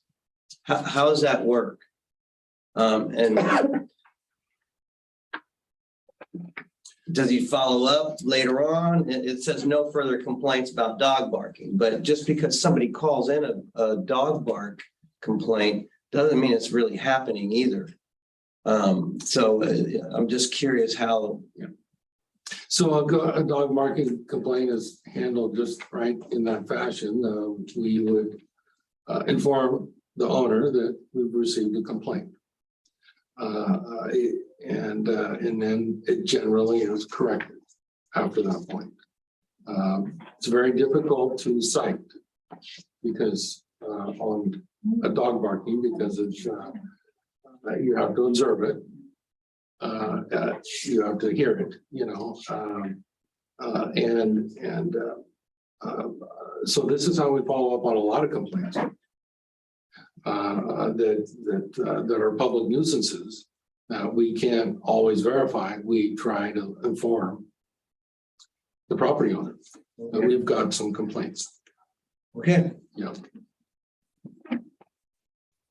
So how did we get a citation 2 days after a 5-day to comply sticker was put on? That caused quite a stir in the community. But if he's putting 5-day to comply stickers on and coming back 2 days later and citing, what's going on? Well, you should attend the court proceeding and get involved in that. I don't want to get into an ongoing legal matter that's in our courts. It's not a court matter. It says the citation was voided the next day because they came in and complained. It has nothing to do with court. Oh, I'm thinking of a different one than Jim. I'm sorry. So it's happening multiple times where he's given citations without the actual 5 days notice. This is not a good pattern to be in. So I must have been thinking about another one. Can you give me that? 2022-226. Sorry, 227. I saw the 5 days.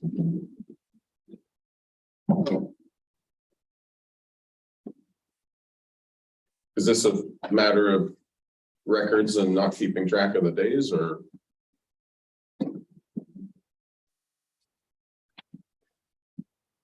I guess there could be a reason that maybe that's why it was voided. I don't know. I guess in the spirit of not micromanaging you, I say, I see this issue. Have the steps been taken to correct it at your level? Yeah. Okay. Yeah, and I'm not familiar with that one, but it looks like that was rescinded. Right. Yeah. I just don't want it to continue happening because, you know. Right. So, you know. It doesn't seem like that's been an ongoing issue though. So, I Right. mean, mistakes happen. It was rescinded. Correct. It sounds like. yeah. that's I mean, been addressed. he addressed it himself and took care of it. I don't see that there's a problem. It sounds like Kevin did. But I hear you, Jim, on that. I can look into that, yes. Okay, how about accounts payable? Anybody have any questions about the checks or anything? A lot of money like these. Yeah, No, I don't. You should do that by now. Just Andy. Okay, administrative, do you have something you want to talk about? You want them, Your Honor. I think I announced at the last council meeting where we're having a new public works person come on board and finally fully budgeted staff. Well, that last week. So we are out recruiting for another public works employee. And that's the same as before. We've had all the regular places to advertise. It's on our website. All the job descriptions, the job announcement is all there in case you know of somebody that wants to begin a career or has a career already in public works. Was it the new employee that quit? No, it was No. a gentleman that just had a baby. He got hired by another city and more responsible pay, and anyway, we're happy for him. So anyway, that recruitment is out again for public works. The Jefferson Street parcel sold. That was final last week. So the money has come into the city, and that's a great thing. It's placed a portion of it to reimburse the water fund as council directed in their resolution, and the rest will be placed in the budget for future park acquisition. So that's a great step forward. Took multiple years to get that sold. The last thing, Your Honor, is the meeting of the downtown facade grant committee. We're going to meet on November 30th for the next grant request. So that's all I have, Your Honor. And that grant request is coming from who?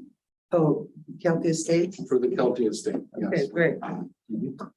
Did you see what was going on at the Kelty Estates where because the wood had so many scars in it, they sandblasted it, and then the sandblast destroyed the wood, so they had to recite it. I saw they were reciting. I didn't see that. Really one. unfortunate. Yeah, I just kind of went, oh my gosh, that's it. all that work only for. I know. It's terrible. Okay, that was it? For you? Okay. Okay, any committee reports? Kayla, do you have anything about the downtown thing that you I said? feel like Larry summarized it real well. I was gonna mention the meeting that was scheduled actually for this upcoming Monday, but it's now been rescheduled to January 23rd. It sounds like. Okay, great. How about any counselor reports? Lee's not here. So How is there an update on the land transfers, the 3 parcels? Yeah. Did that go through? I mean, we approved it. Correct. Did we get the deeds? I mean, I guess that's what I'm asking. That I know of, yeah. But it's all a done deal and. Correct. Okay. Yes. Yeah. Mary's gonna go take some down there. They've got to, Build a slide. they've got to record the deeds, and once they do, then the county, whoever records it, or the county usually sends the original deed to us. So that's good. The Jefferson Street property is finalized. So that's all. So we got money in the Parks Fund, which is great. That's done. Question, it looks like they were busy tonight. We never got a sheriff's report. Do we just She skip never that? showed up. Right, do we skip that? I mean, I didn't want to read through anything or. We just omit it. Yeah. I mean, Unless there's something you want to talk about. I mean, I can, No. I looked at it myself, you know. They're still doing a great job. Yeah, they were busy today. I saw them.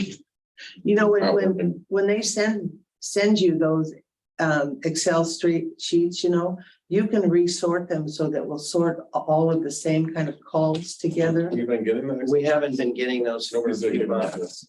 I did ask about that. Well, I'm waiting to hear So back. we get them. I thought Okay. I saw it on my. Yeah, I got it too. An Excel spreadsheet. Yeah, And he actually gave us a couple months, right? Oh, Yeah, okay. that just came out Okay. just like yesterday or the day before. Yes, you're right. Thank you. yeah, it's kind of nice to Yeah. resort those. No, so you're you right. can It see what was. you want. I was reviewing a lot of emails, but. Those been bad things and those kind of stuff with those numbers. But I've been thinking about. Yeah, September and October. So we were a big gap in there when they were pretty busy. So, yeah. Well, it goes back to Captain Elliott, Sergeant Elliott, Captain Elliott, who was doing it before, and Well, he's no longer part of. he's captain now of over that same group of folks. So in any case, no, I'm glad they started sending back the You Excel might want to spreadsheets. confirm with her next month, but I'm pretty sure the sheriff, she's actually taking over creating it now. I don't think it's Sergeant Elliott anymore. She's running the big report. Yeah, that's my Okay. understanding, so if I Yeah. want to confirm with her. I just want to say, I'm not going to be here in December. So I just want to say goodbye and thank you. I've enjoyed this last 2 years. I appreciated all of your support and I think we've got some really good work done this last 2 years. And that's all I wanted to say, but thank you. And we have some presentations. Yes, we have some presentation. Yes.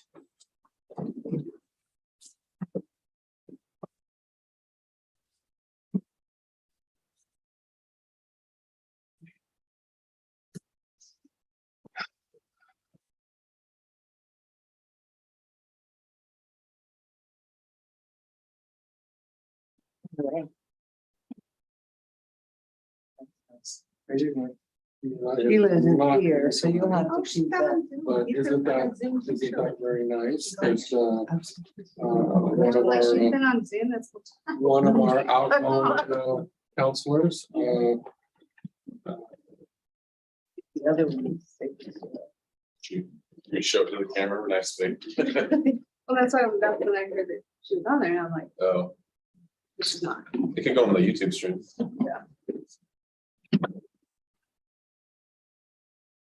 Thank you. And there's more that goes to that. Greg, it's got brass legs, so it sits out like on a desk or a bookcase or something like that.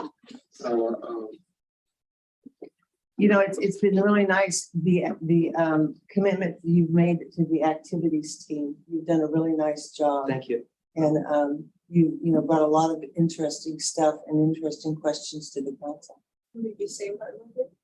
The citizens. Remains the same, you know, the group's kind of, we're flailing a little bit. Oh, welcome, you. It's been a pleasure. She's a lack of volunteers. Oh, Yeah. okay. It says, we honor Christine Brungard for 4 years of dedicated public service as city council and council president, presented November 10th, 2022. I didn't read yours here. Drop the council president and We honor Greg Goulart for 2 years of dedicated public service as city council, presented November 10th, 2022. Well, I also have something to say. You know, Mayor Sprouse stepped up at a time when we as a whole were in need of someone with experience, someone who had knowledge of process and history within Lafayette, and someone who had the time that could devote to the role as mayor.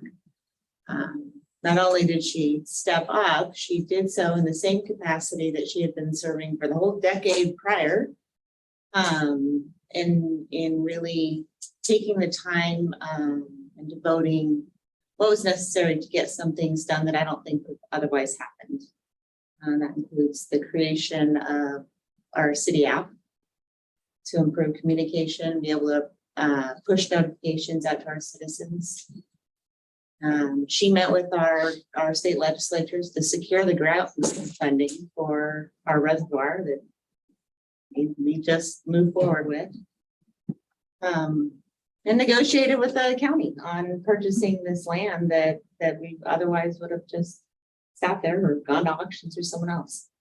None of that would have ever happened. That was all stuff outside of council meetings. And you know, Marie has just always excelled at doing that and taking on these projects. And I think we appreciate that. I think the whole city does. You're gonna be a huge loss for the city, in my opinion. So it's an honor to present this on behalf of the city and our citizens for your 12 years of service. I think you probably got one at 10 years, but I don't think you anticipated coming back. So just for 12 years. Oh my gosh, that's beautiful. Thank you. Thank you. Thanks for your time and service and dedication, Rick. I appreciate it too. And coming back to fill in this last couple of years, I know you didn't, didn't want to. That's why you didn't run. So yeah, no, I appreciate it. And it takes, Well, I can tell you, I think I'm done. you're right there with I think I'm ready to retire and just not have to worry about anything. Go fishing with Terry. Yeah, I know. but anyway, but thank you. I've enjoyed it. I mean, it was really fun because everybody had such different personalities. And to bring all those together, I think all of us did a good job with that. Yeah. None of us had our strong points, and I think we rose to the challenge after Wade left, and I think everybody realized that it was going to take a team effort to get everything moving, and I think we did. Good job. But anyway, good luck. I know the new mayor is here, and I'm sure that she will follow in the footsteps and do a very good job. So we can, okay, can I have an adjournment? I second. All in favor? Right. Aye. Great.